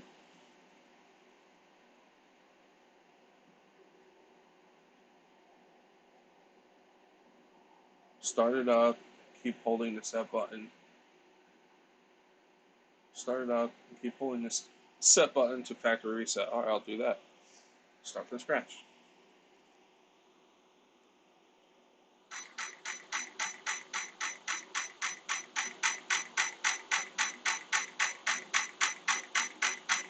How long do I hold it?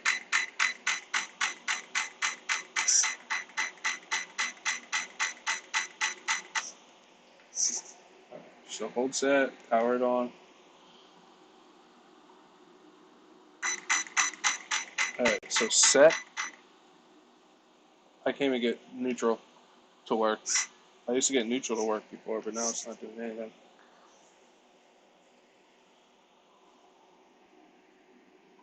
So brake is all the way up, like Earl said. ABC is off. Steering trim is neutral. Valve trim is neutral.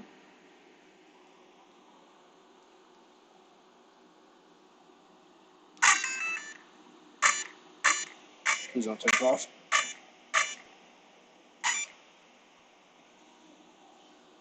So it's blinking red. Did I get it this time? Nope.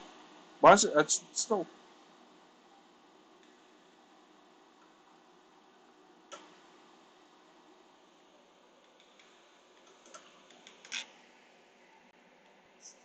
I don't know what I'm doing, man.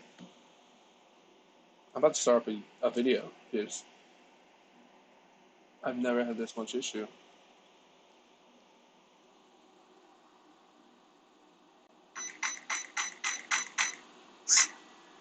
See, it just got neutral, but my steering is all the way to one side. I can't get past neutral.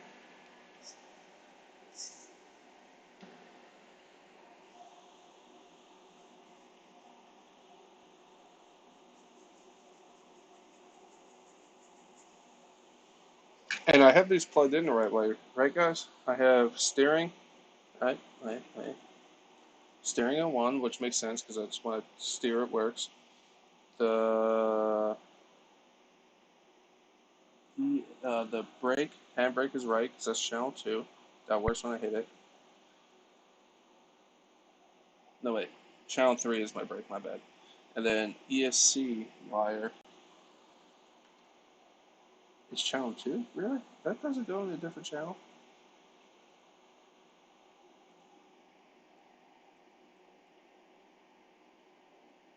Channel 2 is ESC. Yeah, it is. Channel 2 is ESC. So they're plugged in the right way. I don't know why I'm having so much trouble trying to program this thing. Or calibrate my controller, I should say. So I'm going to try to make this as flat as I can. Right now. Controller is on. I should hold the set button. No more than 3 seconds. 1 and 2. It's going to turn left, watch.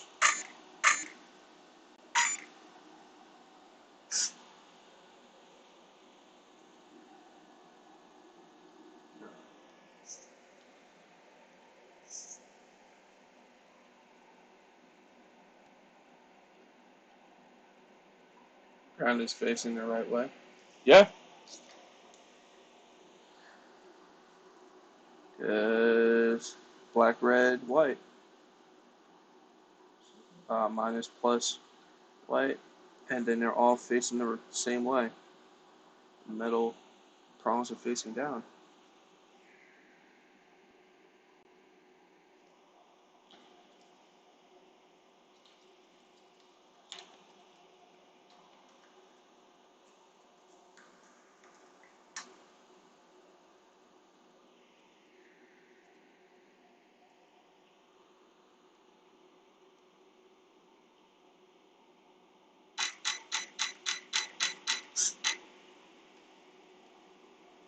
See, again, I got neutral, but I can't get.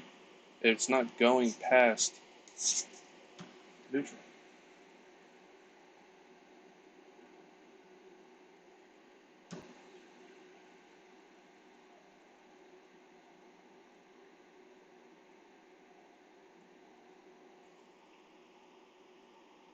This is.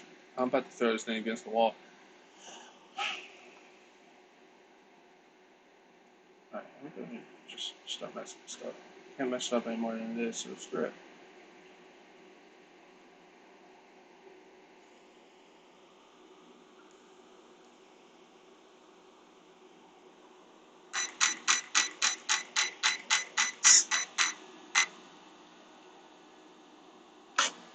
It won't let me go past neutral.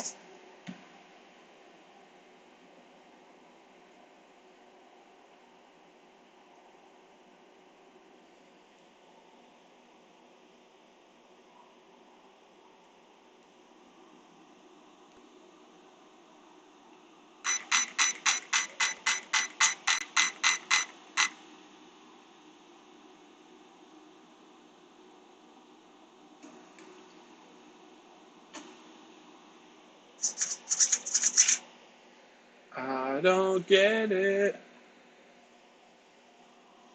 Because I can get neutral every time. And steering is still steering because it only moves it that little bit.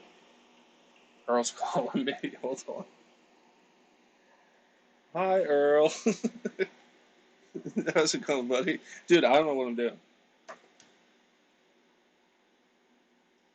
Mm-hmm.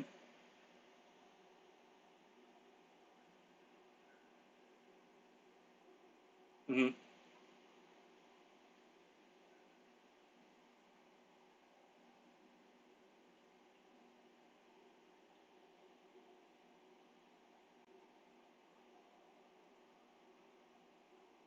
Okay.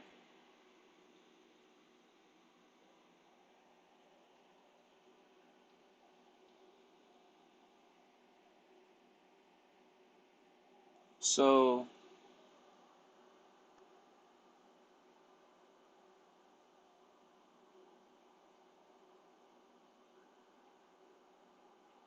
okay.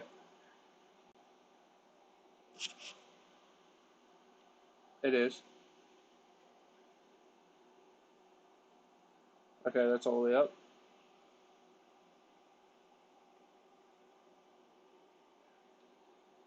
It is. It's straight up and down.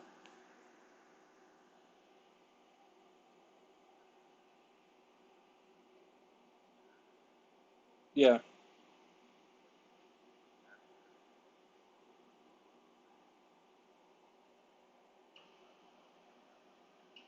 Oh, I just heard it. Okay.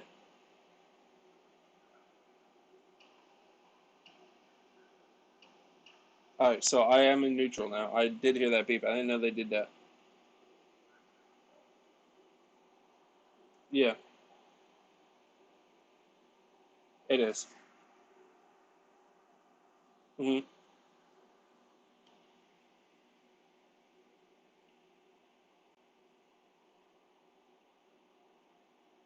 Yeah.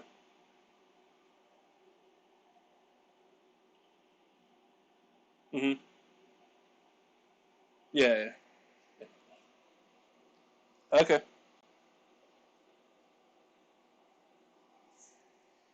All right, man. I'll give it a shot. I appreciate the phone call. I know this is probably like driving you nuts right now. Oh, mm-hmm. Okay. All right. I'll give it hell again and see what happens, man. That's really good to know that this beeps when you actually are in neutral. I didn't know that.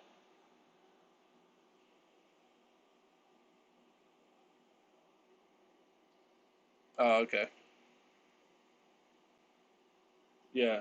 All right, sweet. Well, I appreciate it, man. All right, see you.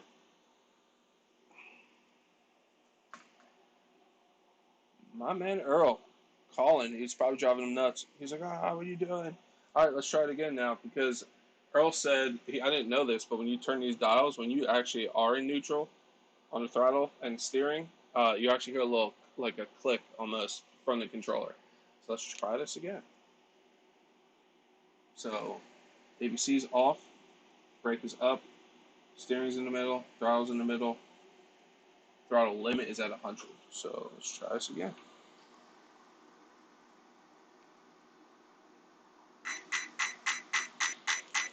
Set. See, it's still all the way left though. I didn't even touch the controller. See if I can get throttle. Maybe I might just rebind my controller. Just start from complete scratch. Because everything is neutral now. I know that for a fact.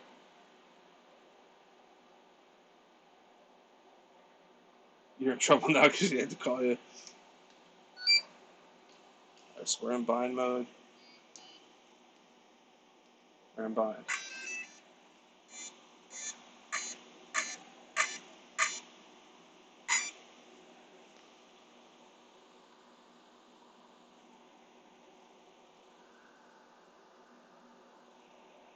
So why is my controller not binding to my receiver?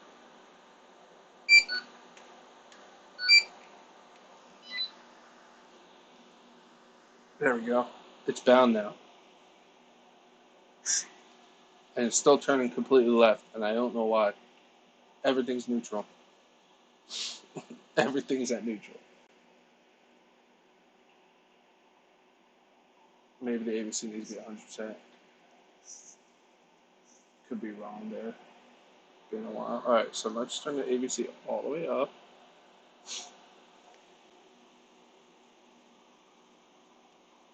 Just turning it on now. I'm just going to see what happens. Start to recalibrate my controller there. Now it's all the way right with the ABC all the way up.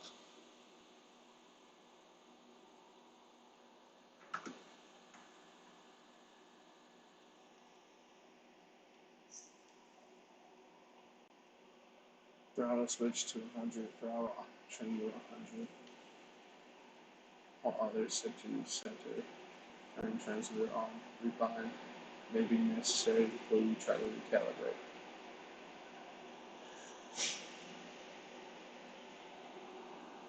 Throttle switch to 100.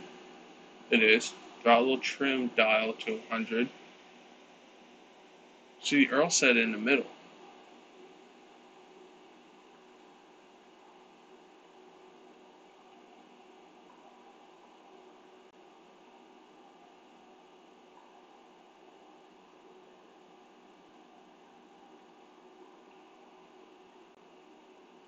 Throttle switch to 100. Throttle trim dial to 100. So let's try that. I have nothing to lose.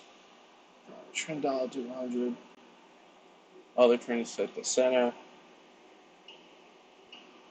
Alright, so that's the center.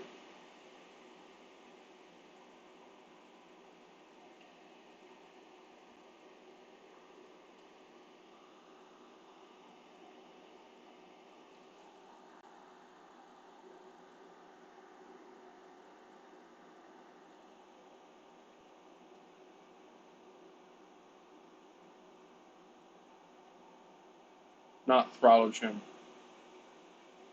The brake trim. Alright, so we put the throttle back in the middle. Alright, click.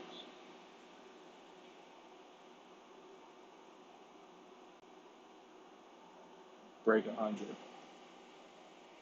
ABC, we'll try it up.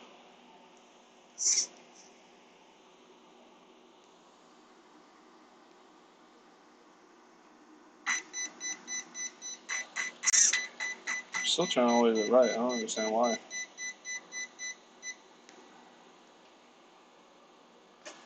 Nothing.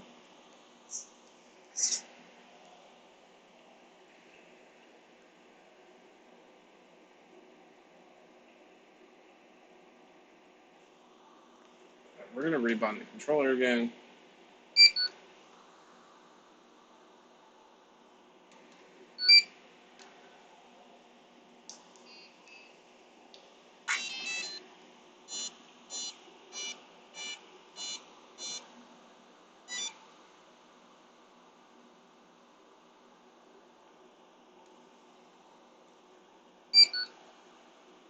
Make sure everything's centered. It is.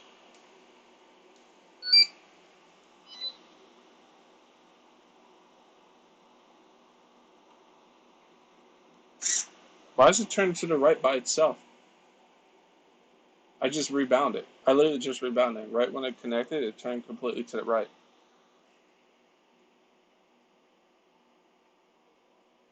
And literally everything's centered, so there should be no reason why this is turning to the right by itself.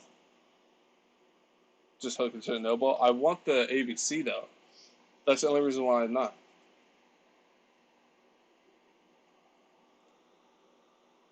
It literally turned all the way to the right. It was turning all the way to the left by itself. So for shits and giggles, I'm just messing with stuff now. We're gonna go center with the ABC, just to see. I'm just curious, because when it's all the way down, it goes all the way to the left, and when it's all the way up, it goes all the way to the right. Now it's a little to the right.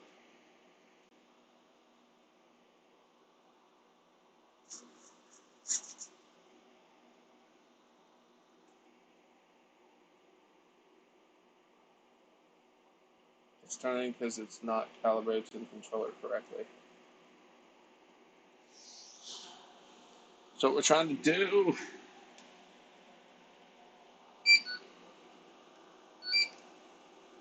Neutral, neutral. We'll try ABC off first. And then we'll try it again.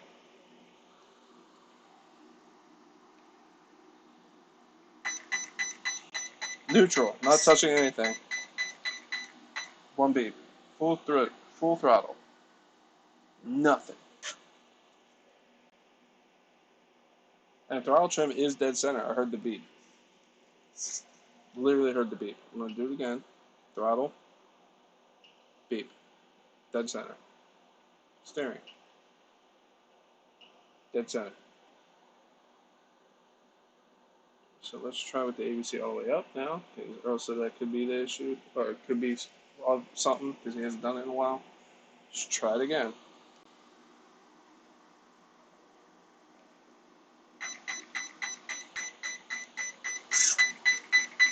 Neutral. Nothing. Okay. Oh my god.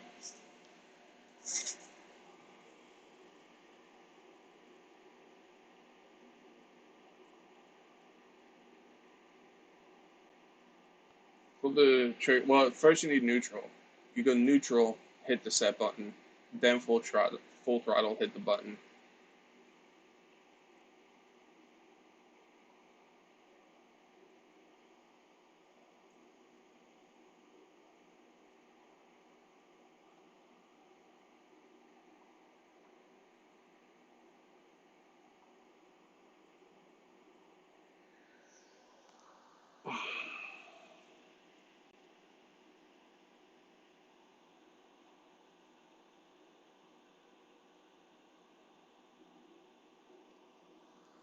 Oops.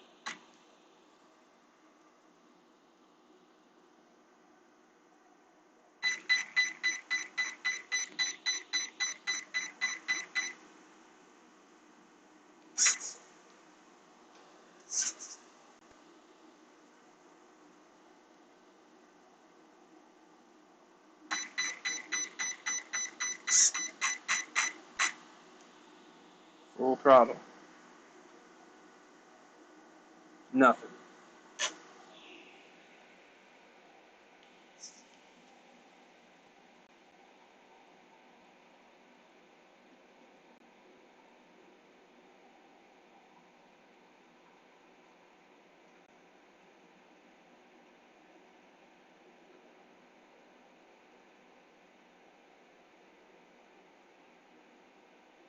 So Eric, you're saying not hit the set button because every time I had to do one of these, I had to hit the set button in between each one.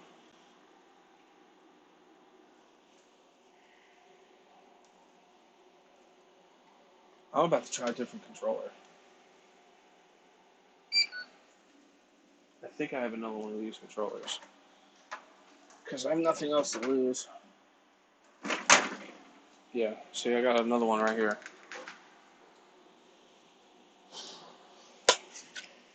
We're gonna just because I've tried everything else, so let me just try a different controller.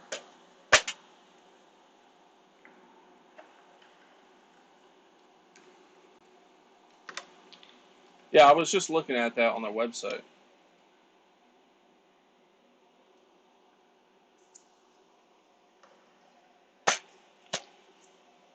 Really?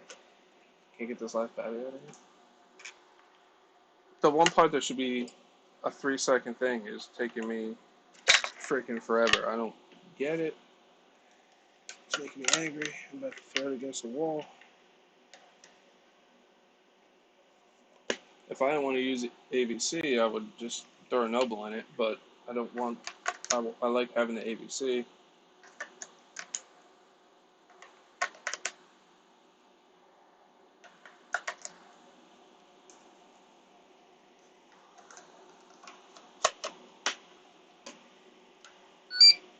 Alright, let's make sure these are neutral.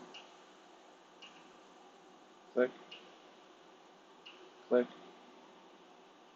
ABC down. We'll try ABC off first. Steering neutral.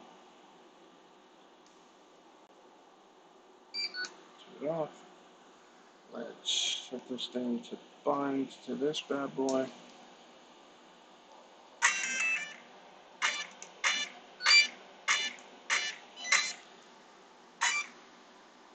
Alright, it's connected. Let's turn it off. And then you copied all the stuff. I'll try that next. Let's try this again.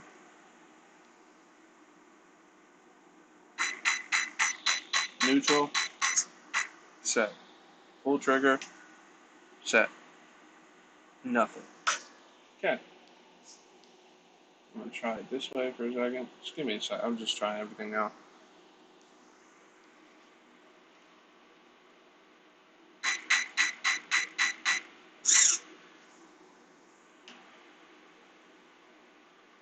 Nope.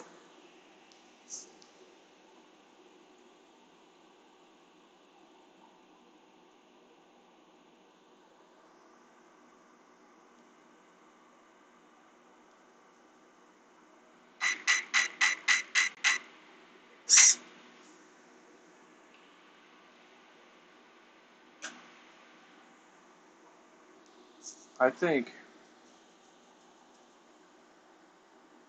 my throttle and steering are backwards. I know from what Earl said, these are plugged in right, which this should be channel 1, but every time it gets calibrated, it doesn't make any sense. I don't get it. Alright, let's try Eric's thing.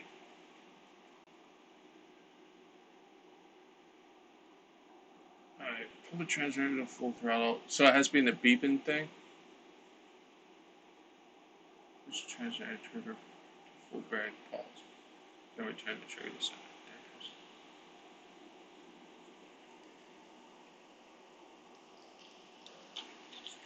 Get in there.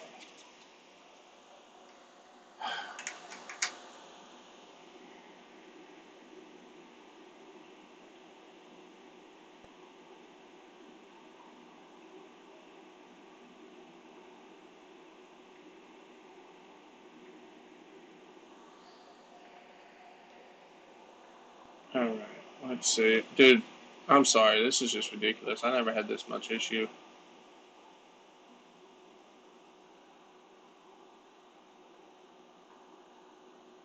Those emotions, they were put on hold by time, but in Claire's bridal weekend at Arrma. Skip.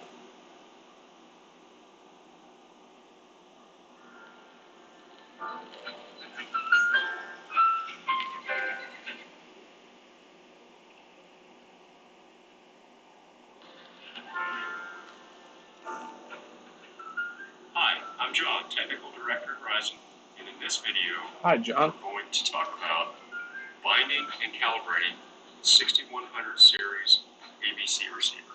Okay, so there are several things that are very important to understand about ABC receivers. So, and especially the 6110 and the previous generation, 6042, 20s, and so on. So, the receiver has a function called auto orientation. So, you need to install this in the vehicle. Of course, if it's in a ready-to-run vehicle, it's already installed. But if you're going to install this in a separate vehicle, the receiver needs to be placed such that one of the flat surfaces, like the bottom, the side, the top, or the other side, is facing down and directly down. Okay, so in the case of the Tenacity, you'll see it's actually mounted on the side. You know, in the case of the Arrma vehicles, the receivers are in a radio box, but they're mounted like this. You can also mount it, you know, inverted or upside down like so. So when When you do that, however, during the binding process, the receiver senses the position that it's in. So if the gravitational force is pulling downward, and it knows if it's in this position, this position, and this position, and so on. So consequently, when you bind an ABC receiver, that's when it's going to learn that auto orientation, or which position that the receiver's in.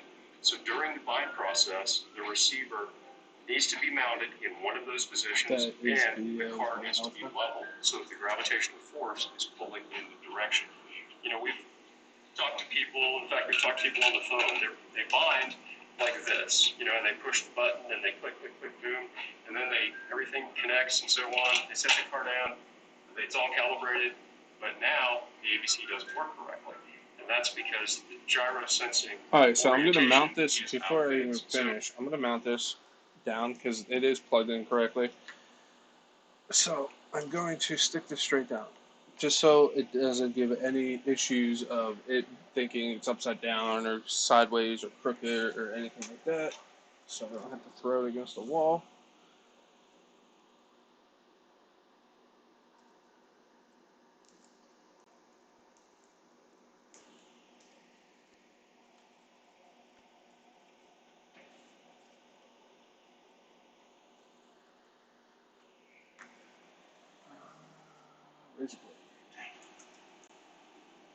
I need to switch the computer and go do a different location. I will be back. All right, Eric, I appreciate the help, buddy. So we're gonna watch this video. That's just crazy. I haven't had this much issue, even when I had to redo this stuff in the Outcast, man. We'll figure it out. Always will.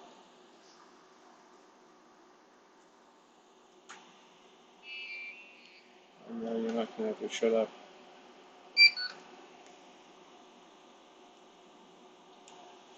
I did have issues though with my stock receiver. I would turn the truck on, and I wouldn't bind right away. I would actually have to turn the truck off and back on again, and then it would actually connect. It was weird.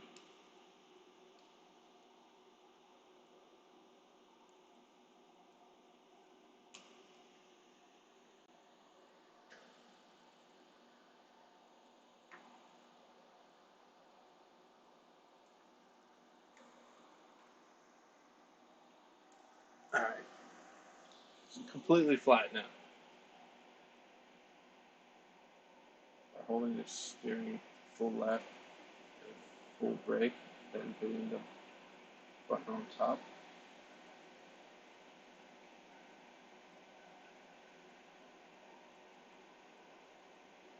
Then hitting the on button. Wasn't moving around. All right, well now it's completely steady. So Instead of when the car yaws to the right, it gives a left input. Now when the car pitches up, it gives a left input. So in any case, it's all out of phase, and that's important. So that's the first thing to understand. That's what auto orientation is about. The second thing that you absolutely need to understand is before you bind and calibrate an ABC receiver, you need to have your transmitter set up correctly. So when I say correctly, when we're going through the binding and calibration process, and especially the calibration process, we're teaching the receiver the stick positions. I understand stick that. Position, throttle position, you know, neutral, full throttle, full brake, right and left steering, etc. Now, if something is affecting the position of that very much, the calibration will never occur. So some of the things that can affect that, for example, on the DX3, we have a throttle limiter. And if you have the throttle limiter set to 50%, it'll never calibrate. It just won't happen. So when you go in to do a binding calibration, you need to set settings on the transmitter correctly. The good news is it's real easy to do. Throttle limiter needs to be at 100%. Okay? For almost every single speed controller, and definitely the smart speed controllers, throttle needs to be set to normal. The steering needs to be set in the correct direction for your vehicle. It's going to vary in each case. You know, if it's a ready-to-run vehicle, it's already in the right position. So that's going to be different. The next thing is steering rate, ABC steering rate. When you're buying to an ABC receiver, it really doesn't matter the position that it's in. Normally, I turn it all the way clockwise. So ABC rate, steering rate doesn't matter. The brake brake rate, however, is extremely important. You need to turn the brake rate all the way clockwise. If you turn the brake rate counterclockwise, you'll never get full brakes, and the receiver will never calibrate because it never sees that endpoint. So all the way clockwise, your steering trim and your throttle trim need to be centered or close to center. So go through. All right, so close to center. Let's just make sure they're center. All right, center. Center. Beautiful. Be sure your transmitter does that. They're set up like that. Throttle limiter 100%. Steering rate, ABC rate doesn't matter. Brake rate, very critical, all the way up. Steering trim, throttle trim, set to the center. You have got to do that. If you don't do that, there's a high probability that your radio will not calibrate correctly. Okay, now we're actually going to get into binding. So with this receiver installed, ready to go, with a freshly charged battery pack installed, go ahead and plug everything in, and then there's two ways to enter bind mode with the receiver. Reset the transmitter. How do you do that? Reset the transmitter by holding. Let's turn this off. By holding steering full left and full brake, hitting the on button. Cool. It just made a bunch of so must be reset. Okay. I'm going to show you probably the most common way, and that is in the easiest way, and that's I'm going to go ahead and transmitter, by the way, is off, so there's no signal. I'm going to turn the car on. The car's powering up, and then I'm going to push the button. So the button is actually the spectrum bars. Now I'm going to push the button and hold it for a couple seconds, and you'll see that there's a flashing light. So do everything this dude's doing.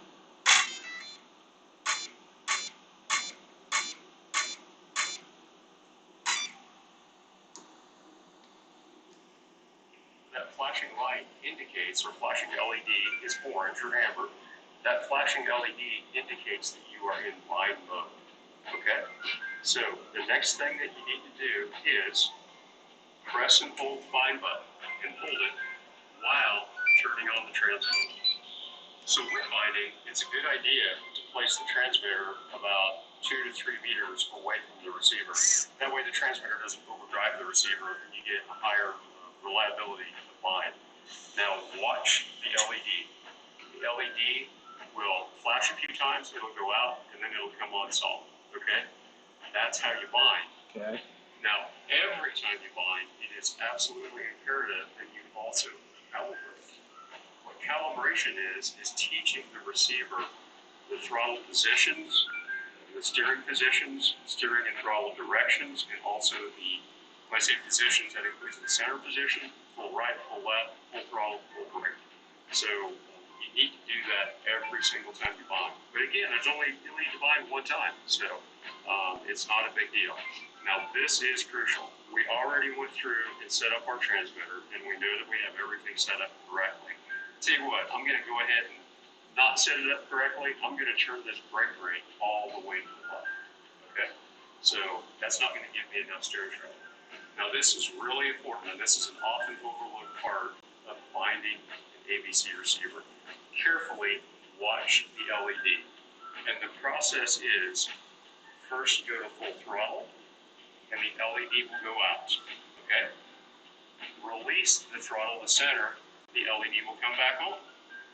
Now, I'm going to push full brake, and as you'll remember, if we turn that brake rate down, I'm going to push full brake, nothing happens.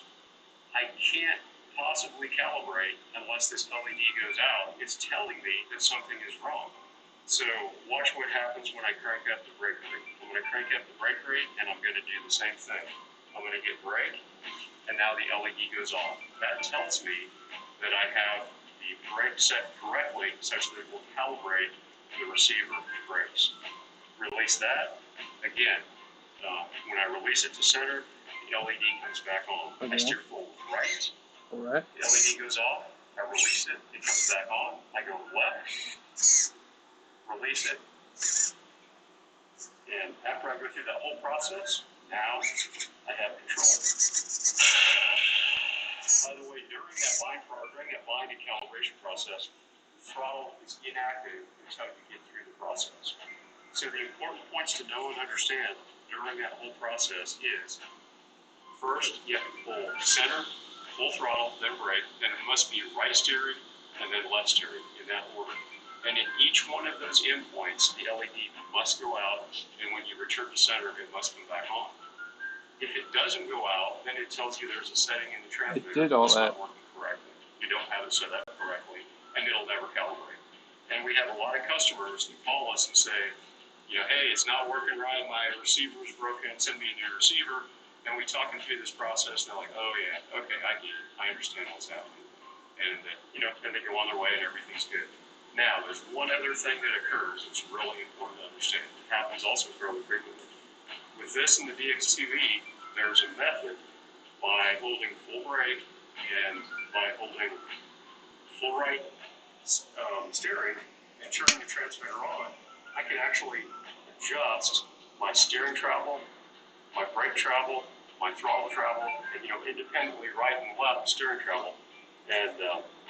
And so you go in and you reduce those significantly. The problem that you're going to have is now the transmitter itself is set up to have less travel adjustments necessary, which is about 80%. I wasn't playing with the steering. I did what he did on the computer, on the video. So, and everybody gets confused. So if you go through this process and you steer full right, full left, and you have everything set correctly, and it still doesn't work, there's a high probability that you reduce those travels. Elliot did everything he told me to do. After rebinding, did the full trigger, light went out, went to neutral. Full brake, light went out, went to neutral. Full right, light went out, went back to neutral. Full left, light went out, went back to neutral. Elliot did everything he did step by step. State programming, or if you attach the dashboard, you can make adjustments through the dashboard. Or if you use the dashboard, you can also select drive modes that cut down those travel adjusts. So, you know, you think, oh man, what do I do now? Well, the good news is, here's what you do. It's real easy to do. And so turn the transmitter off. Then, in order to reset the transmitter to factory defaults, meaning this is going to be, 100% travel. Actually, it's 125% with this radio. So it's full travel on the brake, and everything works like it normally did when it came out of the box. Super easy to do this. You steer full left, you hold full brake, and while doing that, you push the button to turn the transmitter on. Did you hear that? Wah, wah, wah, wah. And then the green light comes on, you release. Now it's also important to turn off the transmitter, turn the transmitter back. Alright, so let's try it again. Power on.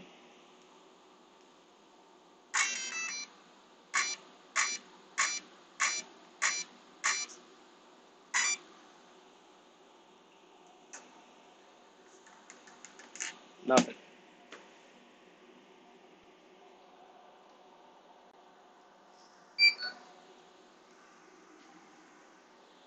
I literally followed him step by step.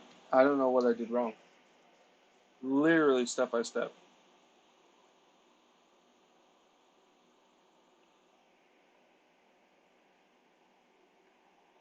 You're sure the stuff is plugged in correctly? Yeah. I listened to Earl. 1, 2, and 3. 2 is the ESC. 3 is the handbrake. And the top one is steering. 1.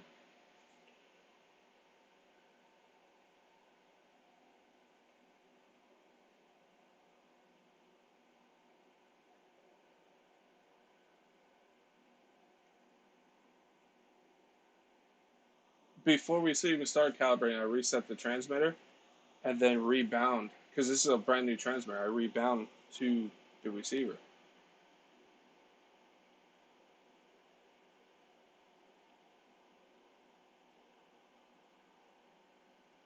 Turn the ESC on after it's on. Press and hold the set button. I did not win.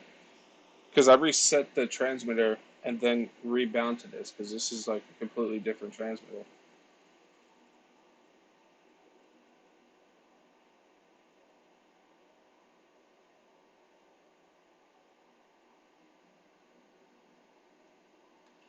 I'm gonna redo everything.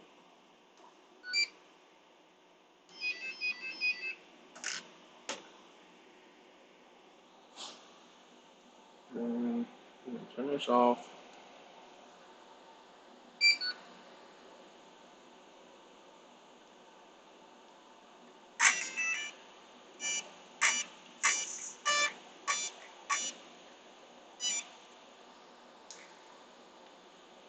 Turn by mode.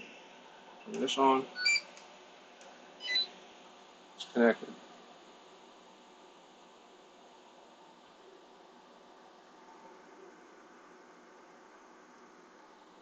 Full trigger, light off. Neutral. Full brake, light off. Up, we're smoking. Oh my god.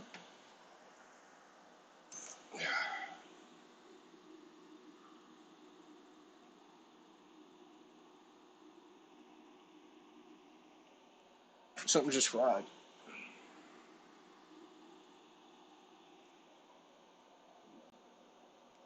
That's what it is. I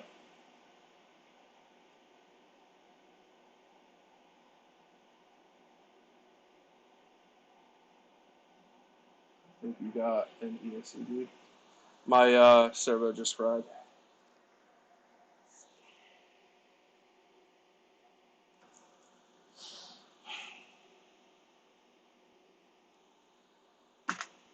My servo just went up in smoke. I can feel how hot it is.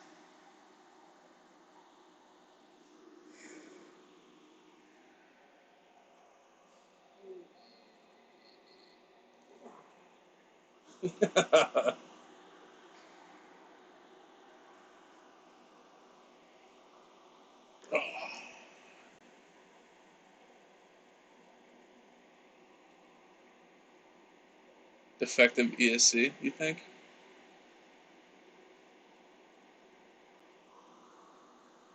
I seen a little plume of smoke come up, and then it went. Phew. So yeah, my ESC, it was definitely the steering servo. Just crapped the bed. It's super hot. Send the servo time.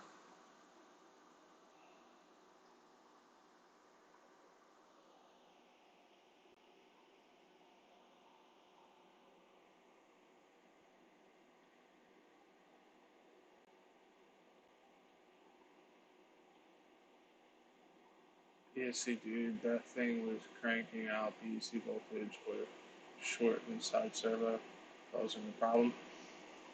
Well, I turned the BEC down to 6 volts, so it definitely wasn't pushing too much. But yeah, that servo is gone. She literally almost caught on fire. Dude, I have no luck with this thing.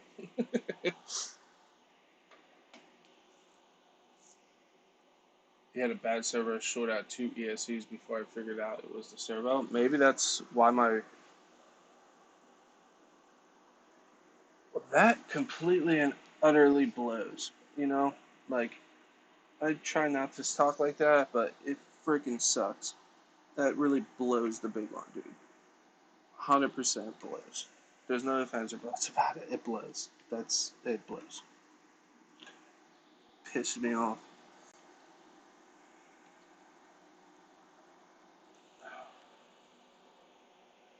Pissing me off.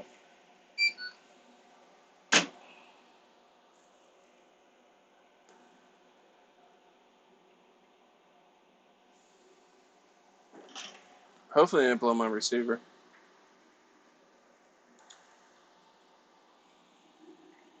But yeah, the servo's gone. I can feel how hot that arm is too. Servo got hot.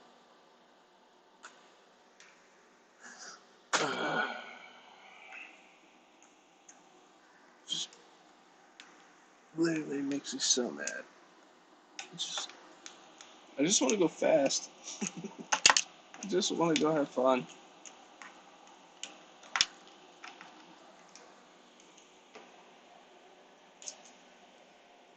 Literally, servo blew.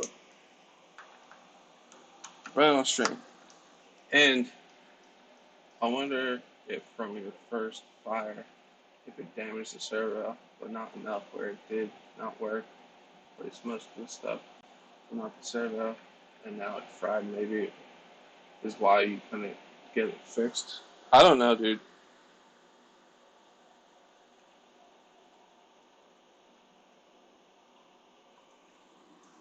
God, does that suck?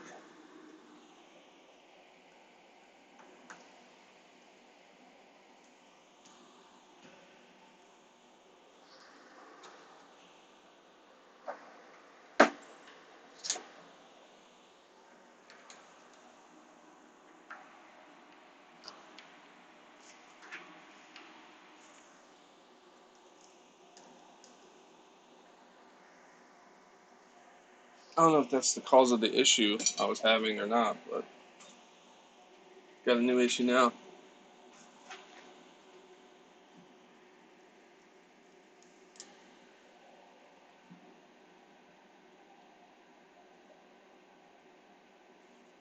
Use the brake servo? Nah, dude. I'll just get a new steering servo. I like the handbrake.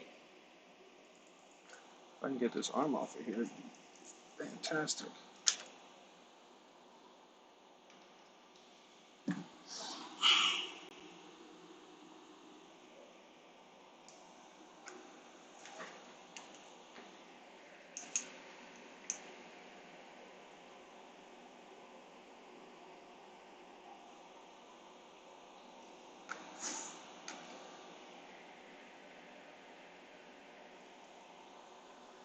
These stock servos can't be too much. I'm half tempted to contact Verizon, but look, like, you guys warranted this, this, and this, but it turns out the servo shot, dude.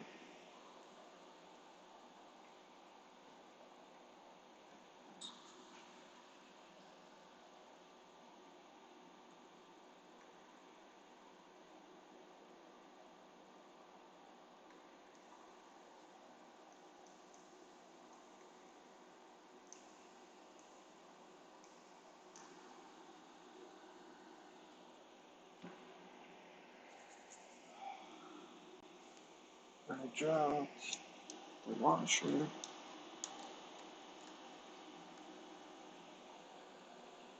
Maybe I'm just not made for speed, you know? I'm a big boy. Maybe I'm just made to beat stuff up.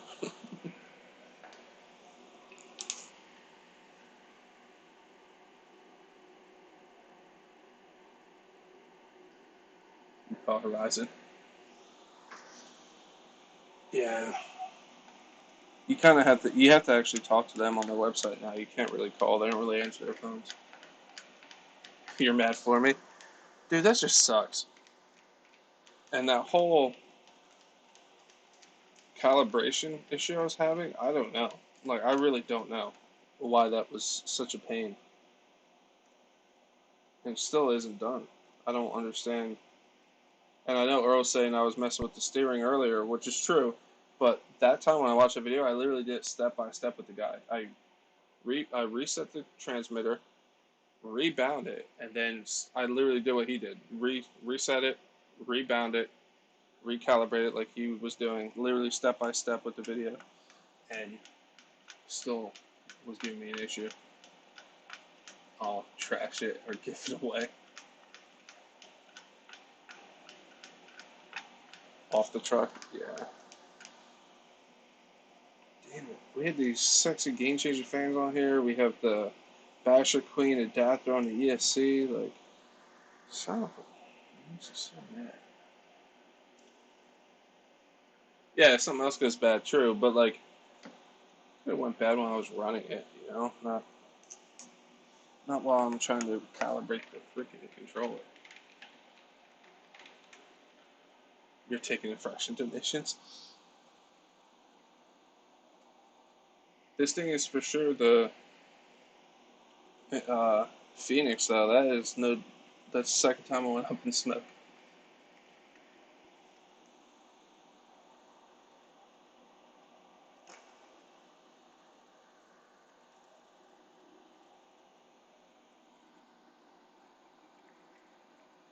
Yeah, man, is that hot.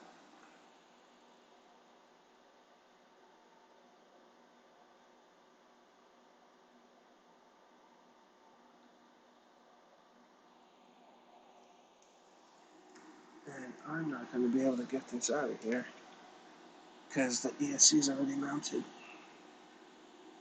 Yay. We're just cutting the wire because it's already shot, so.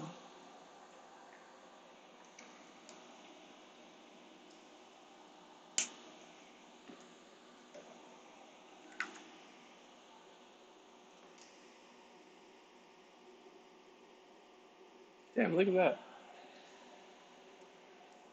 Look at that burr on there. Looks like it blew out the side. But that's actually a part of it.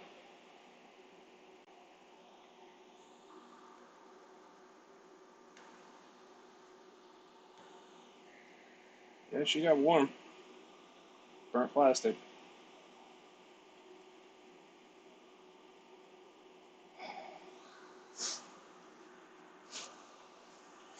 I'm just not meant to have nice things.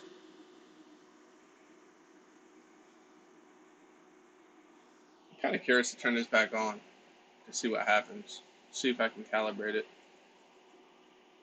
without a servo. I know I'd have to redo it anyway, but your mind definitely getting converted. Yeah, dude, that'd be sick. A nitro one.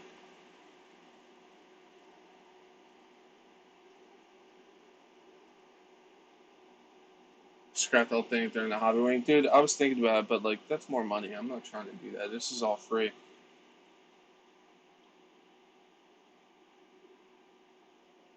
Time for a send it.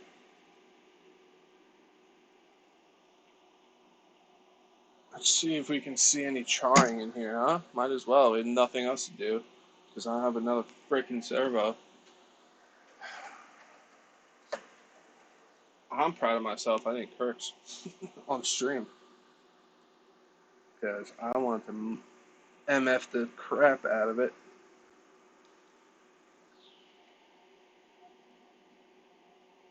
Fix the handbrake servo for now. Yeah, that's what Not Your Freak said, but I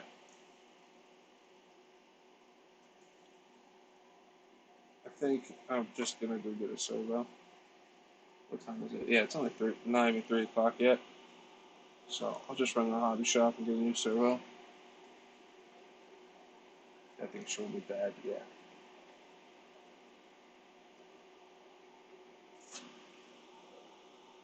Yeah, either way, I'm going to contact Horizon and tell them, be like, look, I put a spare ESC I had in there. I went to calibrate it, and my servo smoked. Like, you guys already warranted this stuff, and I don't know if this is what caused it or not, but you guys owe me a servo. And I'll just have a spare. Hell, if I keep warranting this thing, I'll have, like, an entire truck.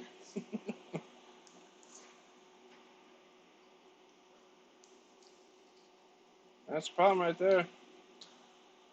Damn. Look how black it is in there.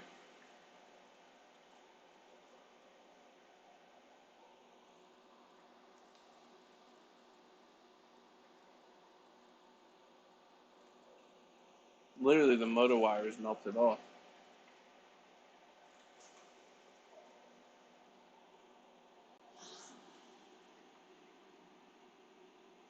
Yeah, that's what this was set at. I set it to 6 volts because the ESC was bumped up because it came from another truck. But when I went into settings, I turned it down to 6 volts.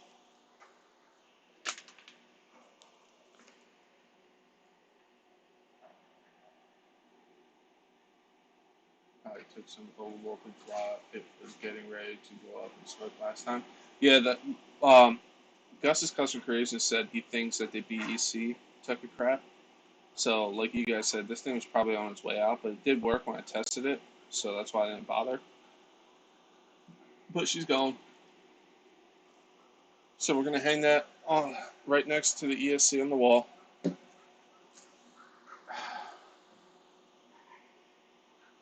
I can't have nice things, guys. I can't have nice things.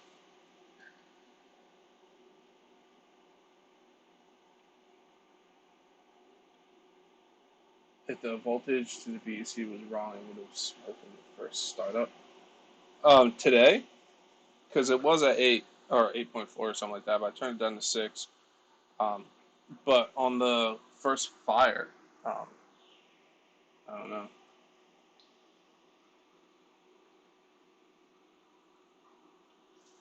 So she's the Phoenix for a reason. So I gotta go get a servo, steering servo, and then come back and try to calibrate this stupid thing once more.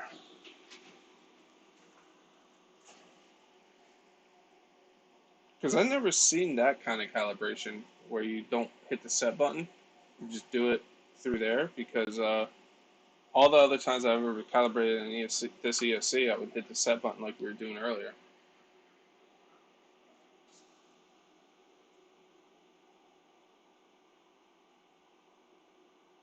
You can see it was correct.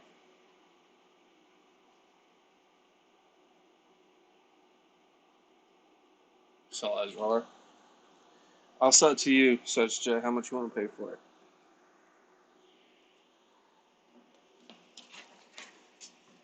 You gotta pay shipping though.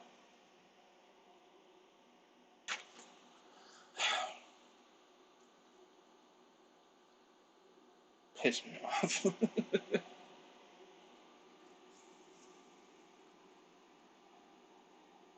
Like $2 an hour to watch it live feed on YouTube. Yeah, an amateur one too. Earl, with my servo being like that, I actually smelled burning plastic. I thought it was leftover from what happened, but that must have been the servo the whole time. Um, do you think that could have been part of the issue why I couldn't calibrate the thing? I don't know if that even makes sense, but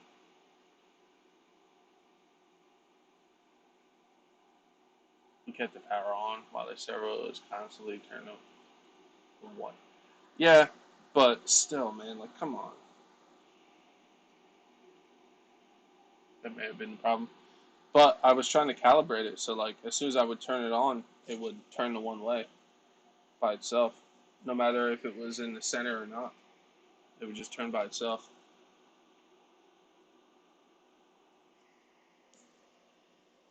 Because like I couldn't calibrate it without turning it on. Every time it would turn on, it would turn in either direction by itself.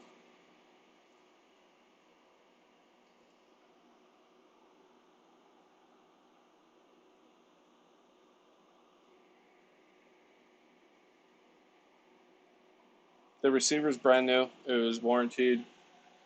The transmitter was the one that came with the truck. This is the one I swapped to, thinking that this one was bad. But I'll probably swap back to this one when I get a new servo because it's obviously not the transmitter.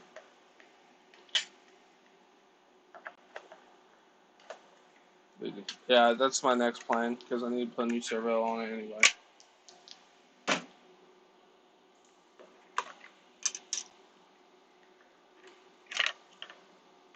So we're rebuying this one to the new receiver.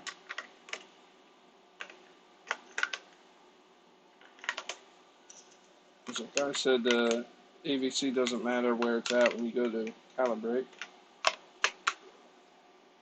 So center, 100% brake. AVC doesn't matter, neutral, 100% limit. So that's set up, ready to try to rebind and calibrate.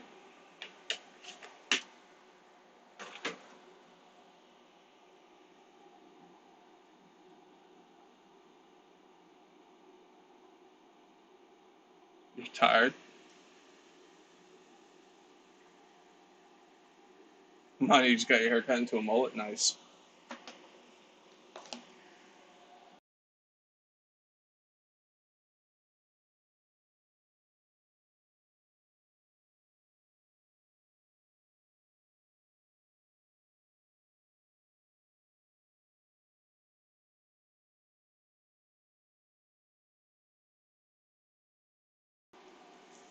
But yeah, so I'm gonna have to run to the hobby shop, guys. I actually should see if they have a servo.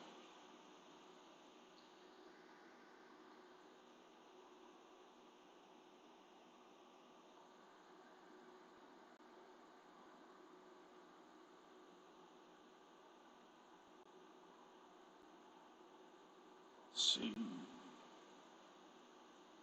Website.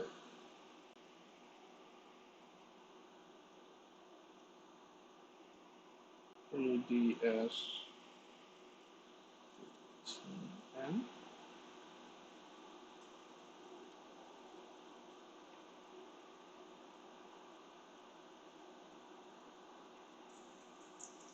they have them in this.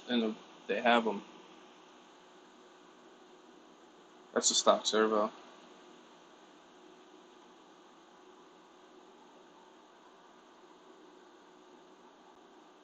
How much is it?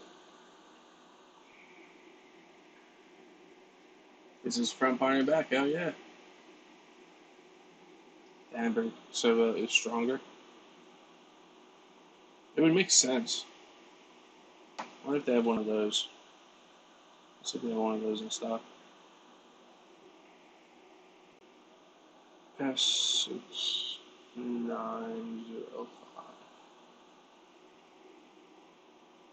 6905.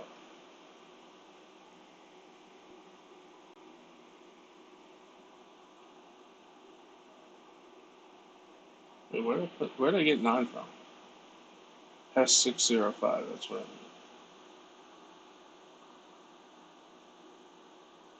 Yeah, they have one of those in stock too. It's cheaper.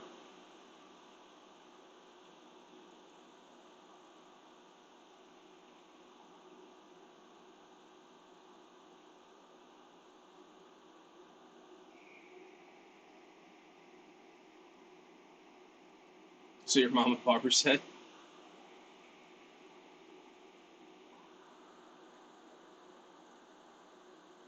Is this one as fast though?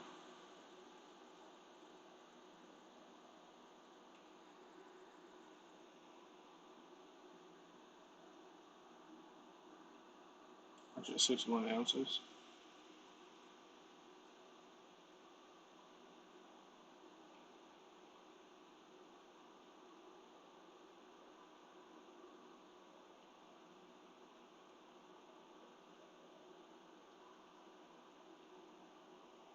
So this steering servo is good at 7.2 volts. That's 6 volts.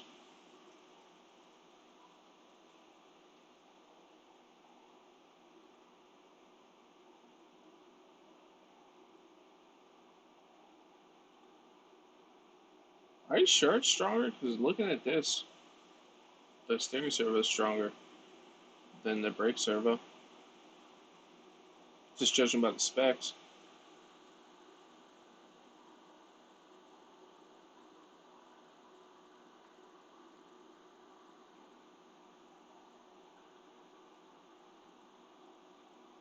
Because it's a 161 ounce.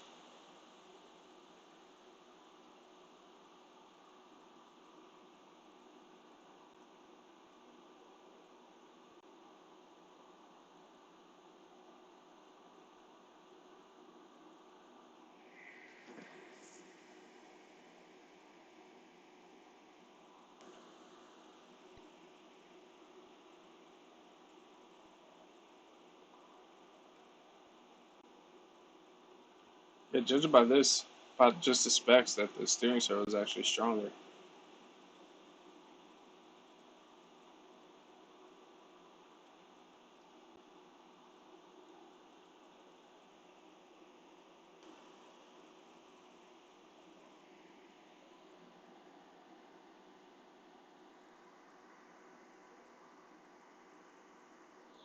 Either way, we need a servo.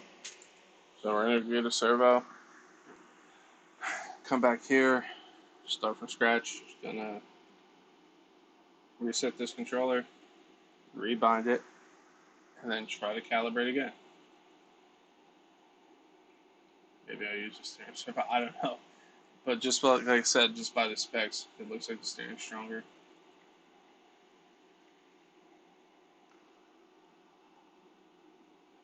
Whole live feed all day and learned a lot.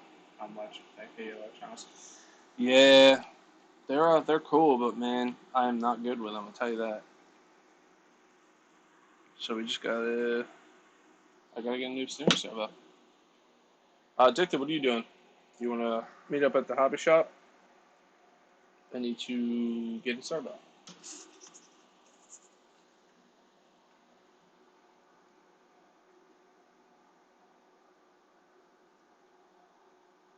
That binding thing was blowing my mind though, because the handbrake would work, steering would go to one side,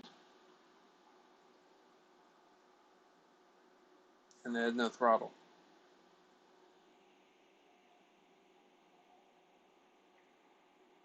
Put nitro in it? Yeah, dude, it would be sick with the nitro. Get a new truck on there too. Nah, dude, I don't have the funds for that right now.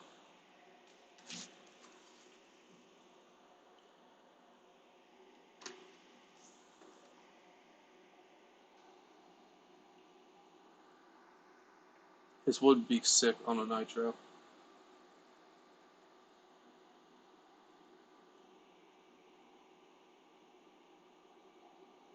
Just that Chick-fil-A spicy chicken meal. Nice. It's my favorite. It's my go-to. You'll get a new truck? You want to go? You want to go to the hobby shop? I'm going to hit up Hobby Town because they have the servo in stock.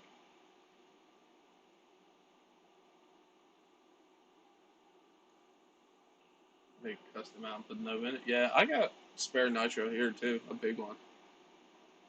How much was this truck? 600, I think. Something like that. Like I said, they did warranty the stuff that got broken. I am going to contact them about the servo. You can't go to Hobby Town, it's too far for you. There's your shop's closed today, isn't it? It's Tuesday.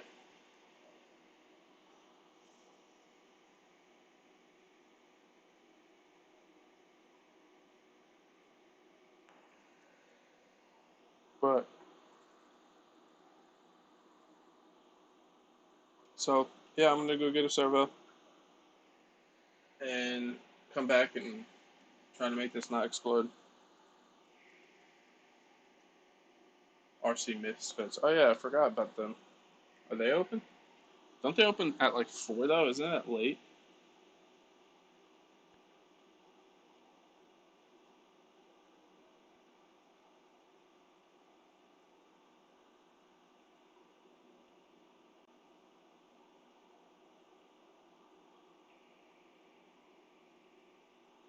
RC Misfits. Yeah, they don't open until 4, dude. That's so late. That's stupid. Just bad business.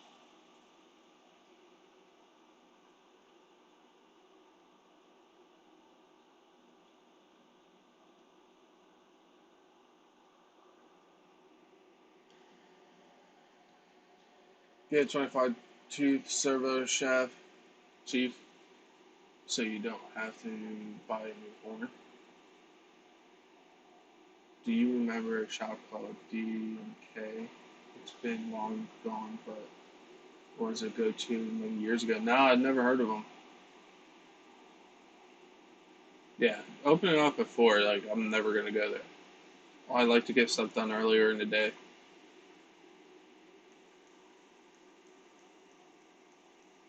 D&K was your spot. Nice, dude.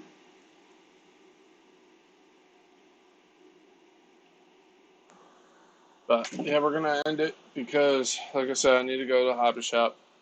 Start my life.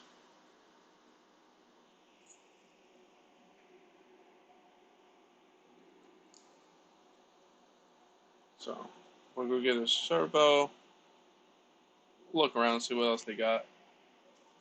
But I doubt we're going to leave with anything because, like I said, I don't have the funds for, like, a new rig or anything right now.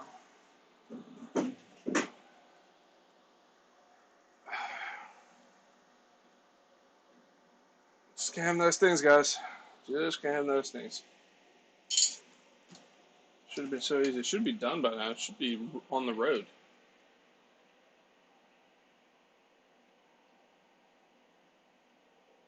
Yeah, I heard good things about it. I know a lot of people that like it.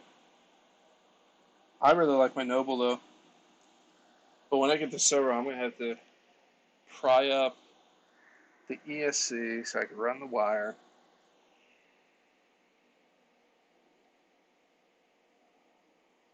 How weird when a shop asked you to borrow money, they went downhill after someone there passed like, damn, dude, you're just going to work.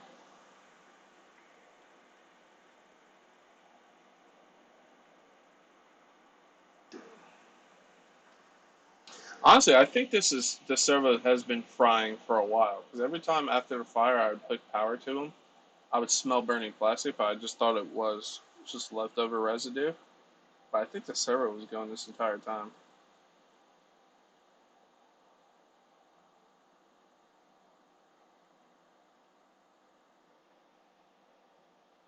You have a friend in Cherry Hill, grew up together. Independence Lane, nice dude. You know, edit some footage, nice dude.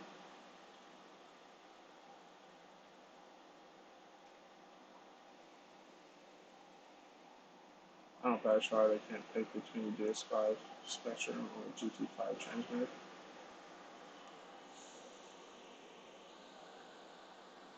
I swear by the Noble, but you guys know that. But these two wires melted together.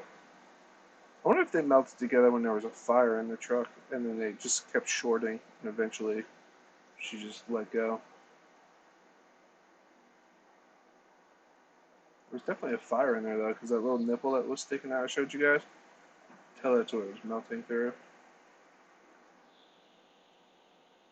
Nice shit for you, damn.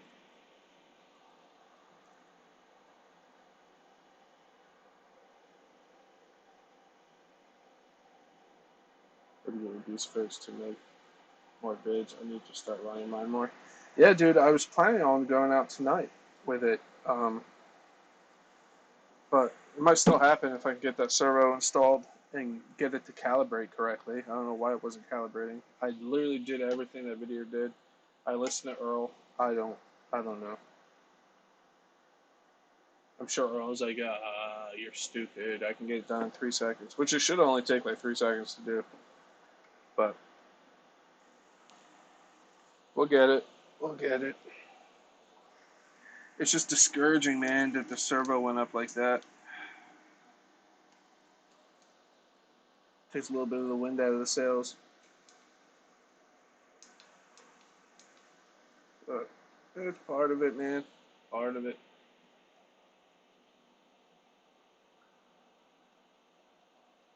Nah, Earl isn't like that. No, but still, it does get frustrating when you know how to do something and you're watching someone do it the wrong way. And you're like, oh my god, what are you doing?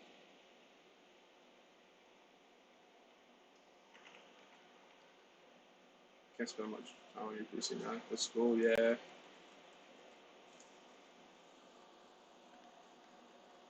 Alright, so like I said, I'm gonna end it because I do need to go to the hobby shop now. Uh, I might be going live again when I get back to see if she goes back up in the smoke, or I just might just do it by myself so I can MF it if I need to. The X5C works great. Poser button sucks. Like scrolling wheel, it's terrible. Yeah, I heard a lot of people say that. No, Shift Beards have issues too. Go back live. Yeah, we'll see. Like I said, I don't know. It depends when I get back how I feel about going live. Because, like I said, I was this close to dropping some MFs when I seen that smoke come out of there.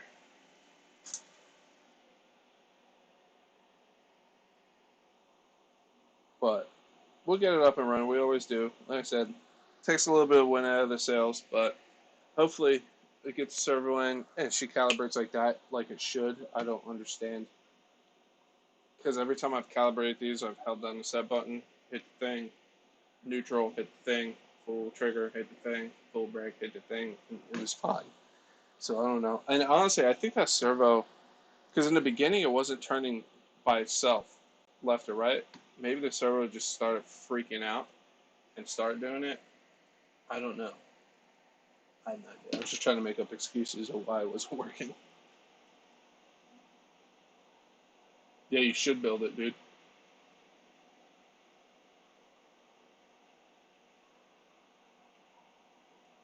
Come on, let's go on a field trip. What, like at the hobby shop? I can't do mobile lives or nothing yet.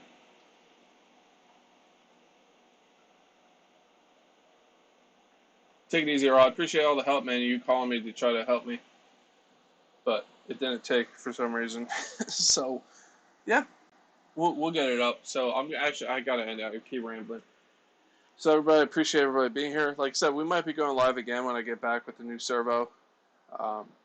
If not, a video will be coming soon of it. Chef, at least it was a stock servo, not a good one. Yeah, but still, it's discouraging. So I'm gonna replace it with a stock one again. So everybody that was here, I appreciate it. Don't forget to hit that like on the way out if you haven't already. Take your car, hobby shop, maybe they can help you. Yeah, if I was gonna do that, I wouldn't take it to Hobby Town. I'd take it to Unreal RC and just be like, I don't know. So maybe I'll call him and see if he has that servo, because maybe I'll just go there, bring the truck with me, and like, dude, I can't get this thing to calibrate, and just have him do it. I won't go live because I make too many mistakes. You see my mistakes all the time. I don't really care, man. I think it's good to show your mistakes, though, because it shows that you're human a little bit, you know? And I say it all the time, I'm no expert, obviously, by any means. I show that more and more in every live. So, everybody, have a good night. Again, Earl, I appreciate the hell out of that phone call, man. That means a lot, man. I appreciate that. But, everybody, I'll talk to you guys soon. And, Dicty, if you need anything from the hobby shop, let me know, man. I'll pick it up for you. Yeah, we'll probably go live again.